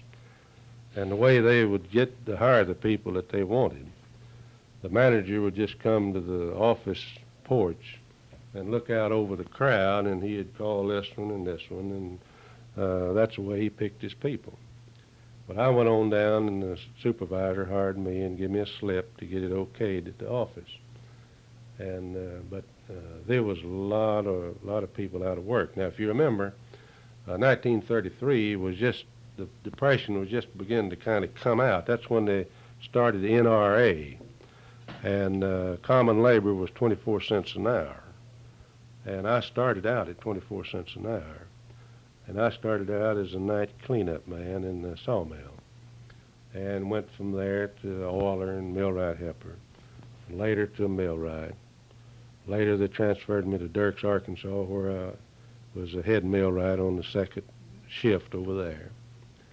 And I worked in the machine shop over there for 4 years, served my apprentice. I left over there in 42, went to Zimmerman, Louisiana, and worked for J.A. Bentley Lumber Company about 6 months. We didn't like it down there. Come back to Broken Bow as head millwright. 6 months later, they made me foreman over the mill in the boiler room. And I was about 25 years old then. And later, in 46, they made me assistant plant manager over the whole plant there at Broken Bow. And in I guess it was May in 54, the superintendent died, and I was made plant manager over the whole plant. And I was, well, let's see, yeah, that was right. Then, on my birthday, 6th of August, that's when we had the big strike that you may have heard of down here. We was out, the men was out for 6 months. And this got to be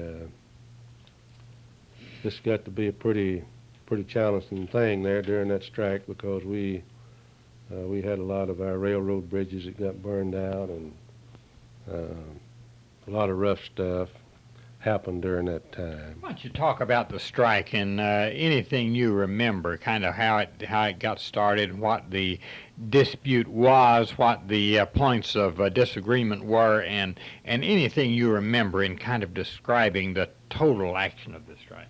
Okay. Well,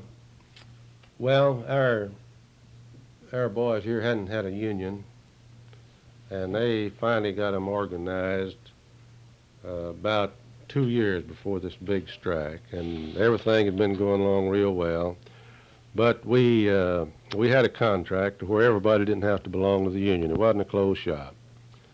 And the main disagreement was that some of the union officials, they wanted everybody to pay union dues where they belonged to the strike, whether they belonged to the union or not. And some of the top people had our people believing that they were striking for 25 cents an hour raise increase. But some of the top union officials told our people in negotiations that if they would just give a little bit of raise and fix it to where a man would have to pay union dues where he belonged to the union or not, well, they'd have the strike over just immediately. And Mr. Dierks, our president of our company, Mr. Fred Dierks, I never will forget the statement he made. He said, as long as I own the company, the men that work for me is not going to have to belong or have to pay for anything like that to make their family a living. So we'll just forget about that. So the strike went on for about 6 months, and they sent in 2 or 3 goons from Louisiana, and they was running the strike, and our local people lost control of it, and it went into the hands of these people. And it got pretty rough. We had a little bit dynamite throwing around and had these bridges to burn out, railroad bridges. And a lot of us had our lives threatened. And I was run off the highway one morning by 2 of them that passed me and pulled over in front of me and forced me off the highway. And it was just pretty bad, and it went on for 6 months, and we finally got enough to where we could go to court and get an injunction. So we got an injunction against them, and we opened the gates, notified the people when we was going to start up. So we opened the gates and blowed the whistles and started back to work without a union. And we never did have a union anymore until Weyerhauser come down. And when Weyerhauser come down, of course, all of their plants was organized, and they had a vote and voted it in. But they could never get very few votes for the union as long as Dierks was here. What, dropping back now to your early period, and we'll probably come back to the plant after a while, but dropping back down, what were some of the most exciting things you remember growing up in this area that happened? Well, it's kind of hard to pick out anything that would be real interesting. I know I can remember back when we was kids, and we had buggies and surreys that we had some good fast horses that we would we lived 5 miles from town, and I remember my dad hooking up those teams and all getting in that surrey and really in a long trot and going to town, and maybe the train had come through, and he'd stop the horses and tie them up to a tree beside the road, keep them running away, and some of the things like that back in my early days. Now, this is some of the things that just come to my mind. Of course, later years, well, when they'd be having killings around Broken Bow, maybe I'd be in town, and that would be, you know, exciting. But actually, there wasn't a whole lot going on back then. We worked, and we would go to the swimming hole. We'd go in swimming on Saturdays, and every time we'd get a chance. And there wasn't a lot of things to do back then like there are today. Maybe go to a picture show once in a while and things like that. But it was a pretty dull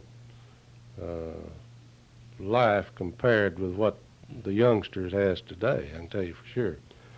And we had their own horses. We done a lot of horseback riding. When during the summer when school was out, my job was to take care of a bunch of cattle and see if they had salt and things like that. And worked with the cattle, and but that was, and we had our baseball teams, and every little community had a good baseball team, and we spent our Sunday afternoons either with that or with the rodeo, having a rodeo at somebody's home.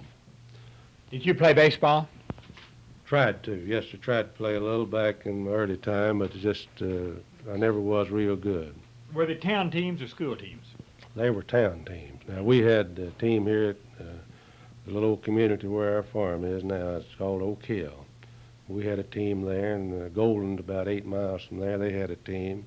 Broken Bow had a team.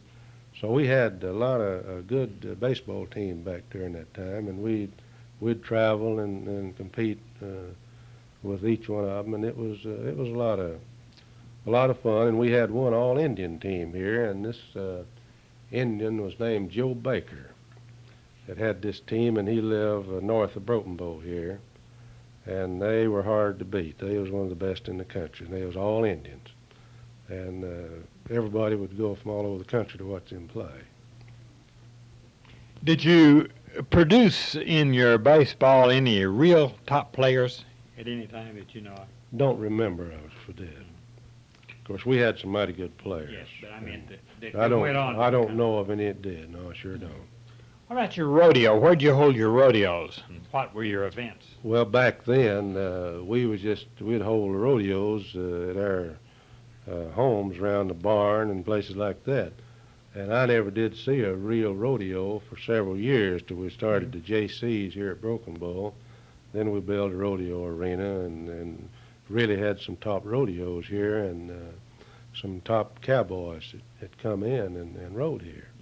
But way back, years ago, there was no rodeo arenas or anything like that. We'd just gang up at somebody's home, and we'd ride our own stuff and our own yearlings and rope and things like that. And sometimes we'd have pretty good rodeos. What was other entertainment that you had that you recall? You mentioned the baseball games and the rodeo. Do you recall anything else? Now, the earlier motion pictures you saw, well, let's see, you remember in the 20s, and by that time they had the talking pictures. Do you remember the silence, much of them? I can remember just a little bit, not very much. I don't remember very little about the silent movies. Most of mine was talking.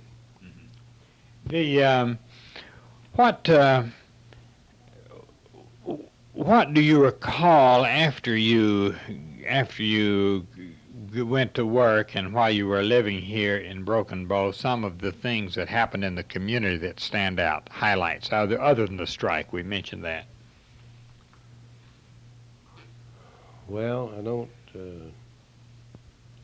I don't hardly know. Now, I served on the city council here in Broken Bow for 14 years.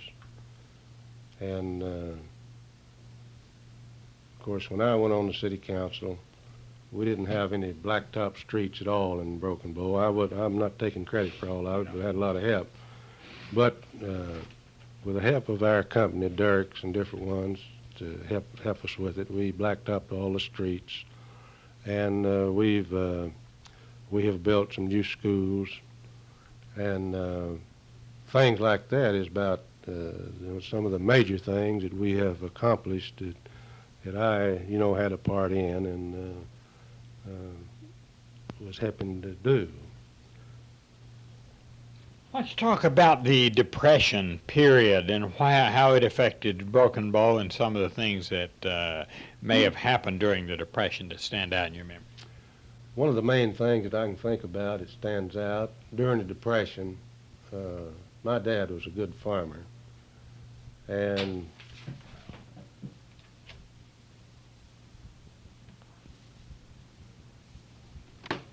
About the Depression in Broken Bow area. well, during the Depression, one thing that stands out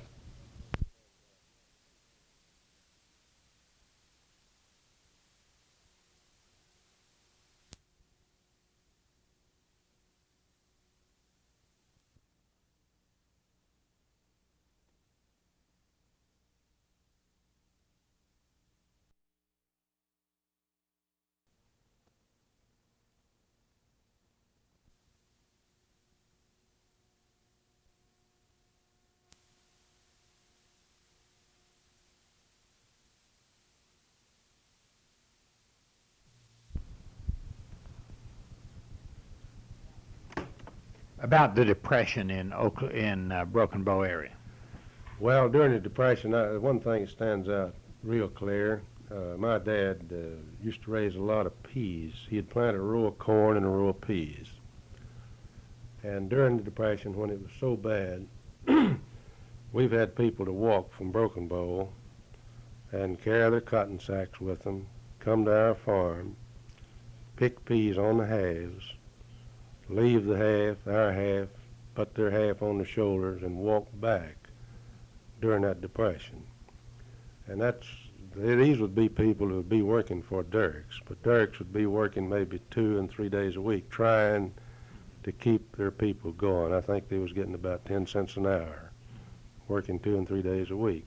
Well, these people would actually go out and pick peas on the halves or do whatever they could do to get groceries. Another thing that comes to my mind, Dierks owned 75 acres of land that joined one of our pieces of land there, and my dad could have bought that for $1 an acre back during the Depression from the Dierks people. And I asked him why he didn't buy it. And he said, well, we don't need it. We can hardly pay taxes on what we've got. And the banks had went broke and got what little money that he had. And but things was real rough here during the Depression. People just, nobody had any money. The people that had money lost it. And but we raised practically everything that we eat. We had our own chickens.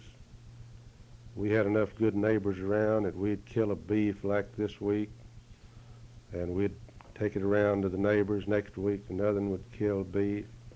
Same way with hogs. And we raised our own beans and corn and peas and just everything that you needed except a little salt and sugar and coffee and flour. And we had a lot of chickens. And I can remember after I got big enough to drive, I can remember taking eggs to town and selling them for a nickel a dozen and taking it in trade. Well, I'd take that nickel in trade, and I'd have a list that my mother would send. It'd be baking powders and pepper and some of the things that we couldn't raise on the farm. And we would always kill, there was a big family of us, and we'd kill 5 or 6 big hogs in the winter. We would smoke that meat. We would grind up that sausage and pack it in syrup buckets and pour hot lard over it where we'd rendered the lard and close those syrup buckets and seal the leads on it. And in the summer you could open those buckets up, take them big old sausage out, fry them, warm them up just like fresh. So we made do. We lived good. We had a lot to eat. We didn't have a lot of money, but we did have a lot of good food. And most of all of our neighbors, it was farmers that did. It was the people that was working at the mills and working the public works that the Depression really hit hard in this part of the country. How about your job during that period? How many days a week were you working? Well, I wasn't old enough to work during that time. You started in 33. I started in 33. See, the Depression was just, Started that was the 29, end. Yeah. The end of the Depression actually I see. was in 33. Uh-huh. But when I was out of school, well, I was working on the farm, cutting wood. I remember one time a nephew and me, we cut some pine posts and peeled them and hauled them about 5 miles and sold them for a nickel apiece. And this was fence posts. Back then they would dip them in creosote instead of pressure treating them. And I remember us cutting stove wood and splitting it. A rick, that's 4 foot high and 8 foot long. We'd haul it to Broken Bow 5 miles and unload it and rick it up in the man's yard for 50 cents. Now this was during the Depression. So that same load of wood would bring you $30 or $40 today, see. So that's the difference in the way it was. But in 1933, it was beginning to come out, and there's a few more jobs, and I made it pretty well. Of course, I worked for 24 cents an hour for about 3 years, and finally went up to 25 cents. They raised it up to 25, and even up to 1942 in this part of the country, there was a lot of people working for around 30 cents an hour. Was Mr. Dierks around here a lot? No, not a lot. Now there was 3 of them. There was Mr. Fred Dierks, president, and Herbert Dierks. Well, Herbert Dierks was president before Mr. Fred, and DeVere Dierks. But there's Herbert, Fred, and DeVere. And usually they would ride the train to DeQueen. They had their general manager lived in DeQueen. His office was there. They'd get with him, and about maybe once a month you would see one of them come through the plant.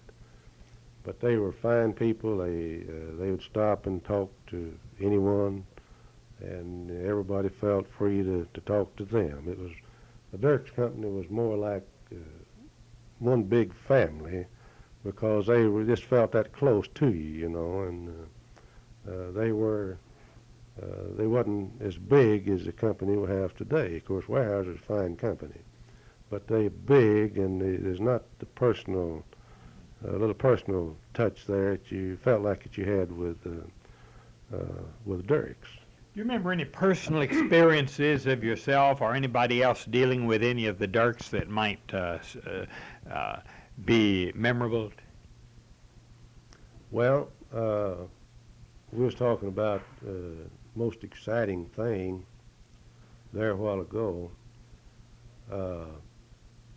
I came up through the sawmill end of the thing, and I came up through the mechanical end of it. And when I made plant manager here at Broken Bow, I felt like I had gone as far as I could go with the company. And I was still a young man, about 36 years old, 37. And I began to wonder, you know, is this where I stop? And of course, I was improving things around the plant, automating the plant, doing a lot of things. One afternoon, the president of the company called me and wanted me to come over to his office the next morning at Hot Springs. Well, I had no idea what he wanted, and so he said, you might ought to bring a shirt along, you might have to stay all night. Well, I got over there, and we went into a meeting, and this was Fred Dierks, Jr. He was a young Mr. Dierks, was president at that time. Peter George was chairman of the board, and DeVere Dierks, Jr. was executive vice president. We all went into a meeting, and they told me, said, no, we are not talking this, and we don't want it to get out, but we fixing to build this fiberboard plant somewhere around Broken Bow, and we want you to be the manager. You've done a good job with the Broken Bow plant. You brought it out. We want you to take this new plant. Well, I said, you know, I don't know anything about it. They said, well, hell, we don't either. We all don't know. We got to learn. So I accepted the job, so it wasn't announced for about a year after that. But I went around to the different mills and picked out some of our youngest, sharpest young men, employees at the other plants, to start this plant up with. Well, our competitors told some of our salesmen who was calling on us that we could never get it started. The sawmill people can't run a board plant, fiberboard plant. Is this a particle board tank?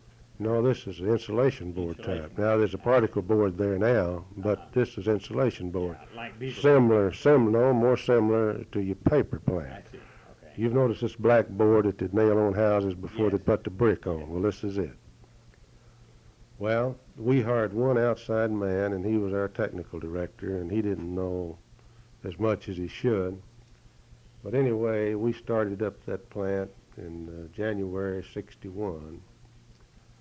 And in that same month, we started shipping a better quality board than some of our competitors were shipping, and we was actually manufacturing it for less money than our competitors.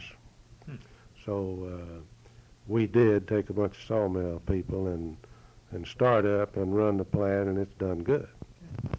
I want to take a break just a second, give you a break too. A bunch of sawmill. Yeah, I started the Craig plant up, yeah, uh-huh. And I was plant manager out there until the last of '64, and I had a couple of heart attacks in the last of '64. And after I got over them, well, I went back to Broken Bow and took the plant there. It was a reduced size then, down to just a window plant. And they made me director of industrial relations in the state of Oklahoma. So I done a lot of traveling for the company then, to Washington and Oklahoma City and different places, but it was real interesting work. Did you make talks for the plant then? A few, not many. And I was once in Fort Smith, and and was at a civic club meeting, and somebody spoke about Dierks, as I remember. Could that have been you? No, it wasn't me, but if it had been McAllister or somewhere else, it might have been, but no, I didn't do much of that. Springs or from Arkansas. Yeah, I'm sure of that. Yeah. But it was, as I said, it was real interesting work, and I enjoyed it. But doctor advised me to retire, so I've been retired since along early in '73. 73. How's your health been since then? Pretty good. Now I have to do a lot of exercise. I do a lot of walking. I walk 2.5 miles every day. And I do a little yard work around the house, and I rest a lot. But I take a lot of medication still, blood thinner and things like that. But I'm doing real well. My blood pressure was real low after this second one I had. Low? So it was real low. That's unusual. It sure Most is. heart problems are high. Right. But the doctor told me, said the only way we can build that back up is through exercise, walking mostly, and now it's up to normal. It's up to about 120 over 70 and along like that. But I've been doing real well. Yeah, and usually they worry about getting it down to normal. Right.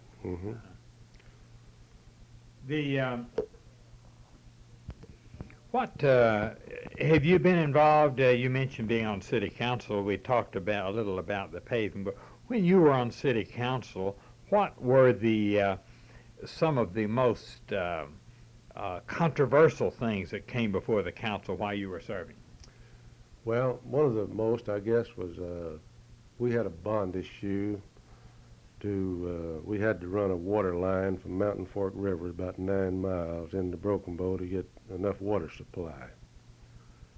And we had to vote a bond issue to cover that and expand our water treatment plant and also do some work on our sewer plant. And I guess that was one of the most controversies that we had. Of course, it passed. But the way we passed that, the only way I think we could pass it, was half of it would come out ad valorem, and the other half would be in user's tax or sales tax or something to that. But actually, we had to, it took, half of it was paid out of the water department, actually. There's a certain amount set aside to pay for half of this, another half was on ad valorem, and I think that was the reason that we got it passed. And now back in the early days when I first went on there, one of the most controversial things that we had was a very small item, but it was needed. Our town didn't have a fire truck. You had to push it to get it started. So we got busy and we raised everybody's water 30 cents a month, penny a day as we called it, to buy a new fire truck. Well, the city council had to go to the bank, borrow the money, sign the note, and we stayed on that note until we got it paid off. Well, you'd have thought we was going to get run out of town for raising that water bill 30 cents. Of course, that was back several years ago when 30 cents meant a whole lot more than it does today, but still, we got a good, new, modern fire truck. The city still has it. Of course, they've got a new one since then, but still a good truck. But little things sometimes like that will get people stirred up more than maybe something that amounts to a lot more. What were the years you were on the council? Well, let's see, I'll have to think just a minute. I went on the city council back in about 50, well, I went on there in about 52, I imagine, and stayed on there 14 years. What did you have during any period in the council? Were there opposition elements? In other words, did you have any general division of philosophy or idea that would cause a split vote on almost everything during any period you were there? This often happens on council. No, sir, we had, I think, most of the time that I was on there, we had good businessmen on this council. They'd think things out. We got along real well, and we all worked for the benefit of the town. And we had very, very little of this, what you're talking about, to ever even enter into it at all. You know, this area has been really, Idabel rather than Broken Bow, has been in the news recently because of a flare-up that took place, and of course this leads to lots of stories and lots of speculation and things. I'm speaking of the Idabel flare-up that they had about a month ago. As a resident of this area and as a person who's been here a long time, how do you observe this racial flare-up that they had in Idabel last month? Well, actually, I don't know enough about it. I don't really know where it was a racial thing or not. I just hadn't given it much thought, because I think it's one or two is the cause of the whole trouble, and I've been told that just one man in Idabel agitated the whole thing. So I don't think it gets right down to a big racial thing. It's just more or less something that happened there. They don't know hardly how it happened, and but it's quieted down now, and you hear very little about it anymore. And seemingly it's going to be, all right. There's speculation, of course. Here again, it's a matter of a personal estimate, but there's speculation that a recent fire in Idabel, that's what some of the news media are speculating, was an outgrowth of the other. Does it seem to you, or does it seem down here, do they feel that there's any connection between the fire and the outburst they had? Now, are you talking about this club, this Recent last club yeah. that burned? No, I don't think, and I haven't heard of anybody in this part of the country to even think it was connected with this other thing at all. And I don't much think it was either, because I think it was just completely a different, isolated case from this other. What efforts over the years have been made to bring, you have obviously got some new industries in here besides being a single industry town, which is never a good thing because you're dependent upon one industry. What efforts have been made over the years to bring in new industries and different industries to the Broken Bow, Idabel area? Well, we have committees and things out of our chambers and different ones that worked on this all the time. And they put a lot of effort in it, and checking with people and visiting with different industry and actually advertising it and giving them our the things that we could help them with here in the way of like water and things that we've got a big supply of. And we've got a lot of people in Broken Bow and Idabel that's working with this thing constantly. Now, since I retired, I used to be on some of these committees and things, out of the chamber and all. But after I retired, the doctor advised me to kind of get away from all this thing and not get involved too much with things that was going on. And so I just kind of dropped all of this, and I haven't kept up real close with it.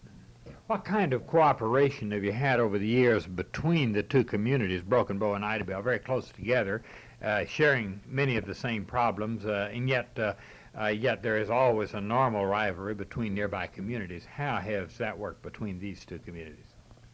Well, naturally, there's a little bit of friction between the two communities. Naturally, Idabel, if we knew of an industry coming in, they'd be working for it. Of course, we'd be working for it too. But I believe if it come right down to the nitty-gritty to where we're going to get it, or I think they would pull together and work together to get an industry for the county, because anything that helps Broken Bow is going to help Idabel. Anything that helps Idabel is going to help Broken Bow, and I think you'd see two little towns really come together on a common deal like this. Now, of course, they looking after Idabel people are, Broken Bow people looking after Broken Bow, and they're going to get it if they can, either one of them. But if it come down, it took both of them to get something, they'll be right in there and roll up their sleeves and work together with it. We're in the Forest Heritage Center, which is a very fine museum based principally on the natural history of the area, that being the trees and the forest and the lumber industry. Why don't you tell me how this Forest Heritage Center came about? Anything you can tell me in regards to its own history? Well, the group of people, the chambers and all here in Broken Bow and Idabel, and they got to work on this project, and I don't know as much about it as I should, because during that time I was doing a lot of traveling and I wasn't here as much as I had been, and I didn't have a lot to do with it myself. But it was a hard job. It was hard work on several of the organizations in this county that worked with the state people and getting money wherever they could get it to get a little bit started here and there. But I couldn't tell you just a whole lot about how it really come all about. I know this is partly privately financed and partly state financed. It's on state property, but it's just a second. It's on state property, but at the same time, it's operated as a private corporation rather than state. Where I know there are state funds, but where do most of the private funds come from? Do the lumber companies, does Weyerhauser put quite a bit into it? The Weyerhauser people help quite a bit. Different businesses in the county help quite a bit, and actually a lot of your citizens, because everyone is real proud of it down here, and it's something to be proud of. Mm-hmm. I don't think a lot of our people realize just what we've got here over the state. It's a unique museum. It's the only one of its kind in the state, and I think this is important. Right, and I think that you'll see it get better right on and on. Now, I know I was talking with Dale Campbell, who is the manager here now, and I've got a lot of old pictures and things of our company people that own the Dierks company, some of the old timers that started the company. And I'm going to bring them up. We're going to fix a room and try to have some pictures of the Broken Bow plant like it used to be years ago, the Craig plant.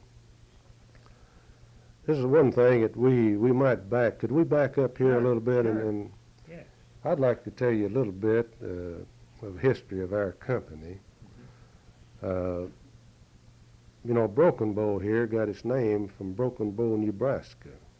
This is where the Dierks people had a retail lumber yard. And back then it was Dierks Lumber and Coal Company. And where the coal come in, because they sold coal there in their lumber company, but they had a retail lumber yard in Broken Bow, Nebraska. Well, one of the old-timey Dierkses, Mr. Herman Dierks, was the one that started bringing carloads of lumber from out there to DeQueen, Arkansas, and setting it on a sidetrack and selling lumber out of this car. Well, he'd sell this car, he'd go back and get another car, and this is how he got started. Well, this was before Oklahoma was a statehood. he got to coming over in Oklahoma buying this land, buying Arkansas land. Well, this is actually how the company got started. This is how Broken Bow, Oklahoma got its name, is from the Broken Bow, Nebraska. So I thought that might It is, be yeah. interesting to you. Do you recall any of the stories of the old Dierks company that preceded your own employment? Some of what the old timers were telling you when you were new and young, and they were old timers. What did they tell you about the plant that might be worth talking about? Do you remember anything? No, I don't remember too much about any of those things, because actually back in 1933 there had been very little changes made over years in the sawmill industry. And it just actually started really changing, I'd say along in the early 40s, when they really started making your changes and automating your plants and things like that. So there wasn't very much different, except maybe, well, when I went to work for them, they're still logging with mules in the woods, bringing it to had old steam loaders that they would load the logs on the cars with a steam loader, and they'd bring the logs to the track with mules on wagons and skidding them. So that's about the same way that they was logging in the 20s. So there wasn't all that much difference in it. There is really nothing wasted in the wood now, isn't that right? They use everything. All right, now I started explaining that to you a while ago. Back when I first started with the company, you take these big slabs that you take off of these logs. Where you'd edge this board, you'd get two big long strips. Well, all that went through what we call a hog. It'd eat that up, chewed it up real fine, and it went over to the boiler room, made steam to pull the sawmill. It made steam for our turbines. We made our own power. And we actually sold power to public service at our two plants here in Oklahoma. And we'd use theirs on weekends when we were down and at night. But during the day when we was running, we would sell them a lot more than what we would use. So we always just about broke even. If little thing, I would always try to sell them a little more than what we used at our plant here at Broken Bow. But all this waste went then to make steam to pull the plant. Well, today, they make steam with gas. They take all of this stuff and make chips and make paper and particle board. So there's nothing wasted. Now, the bark is took to our paper mill at Valiant and is burned in a big furnace over there. It helps make steam to run the paper plant. Bark. The bark. So you can see there's nothing that's wasted. Now, I think that you will see in the near future when Weyerhauser gets the big timber cut off and starts back on their plantation planting, that you will see maybe a system set up more or less like your wheat deal, where you'll go out there, you'll pinch off this timber with scissors like machines. You'll run bark, timber and all through a chipper, and blow it in a big truck, and that truck will be going to the paper mill. I think this has already been experimented with, so I think you'll see this in the near future. Where you make your paper in the Queen, did you say? No, at Valiant. Valiant, Arkansas. Valiant, Oklahoma. Oklahoma. That's yes, right. Valiant, Oklahoma. That's right. It's on Highway 70 Now, where do they make particle board? at the Craig plant. I see. Now, the plywood is made at Wright City Yeah. and at Dierks, and I believe at Mountain Pine. I think they're making it all three of those plants now. So everything that is made with wood byproducts is made in this area, either here or in Arkansas. Right, In this area. in this area, in the Dierks division, yes, sir. I see. Does Dierks operate anywhere else does the Dierks division anywhere else other than Arkansas and Oklahoma? No, now the Dierks division is just Arkansas and Oklahoma. I see. But the Weyerhauser company, they understand that. operate everywhere. But when I was wondering why Dierks was headquartered in Kansas City if all their operations were down here. Well, that's where their head office was. When they, these Dierkses that put in the retail yard at Broken Bow, Nebraska, they was corn farmers. They raised corn. and two of them went in and put in this retail lumber business. And the business went so good that they got the third brother in, and the three brothers started this business. And they moved into Kansas City for their head office. And then they had bought all this land and timber. And they started in first, they had a little mill over here at DeQueen. They started over there first, and then they come on into Broken Bow. And they own their own railroad line through the Dierks division here. It connects with Frisco at Valiant, and KCS at DeQueen, and then I believe the MOP at Nashville, Arkansas. And I was also on the board of directors of this T.O.N.E. Railroad for several years. So really the reason, I guess, for being in Kansas City was that it was near the financial center and business area. Is that... All their sales department worked out of there, and this was one of the reasons. And they, at that time, owned a lot of retail yards themselves.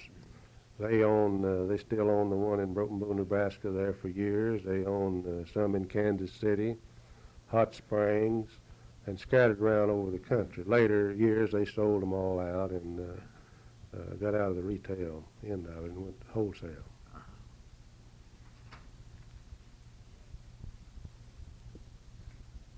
Wonder what we haven't talked about that we ought to talk about in yours. I don't know. Have you checked that? Yeah, but I was looking here. You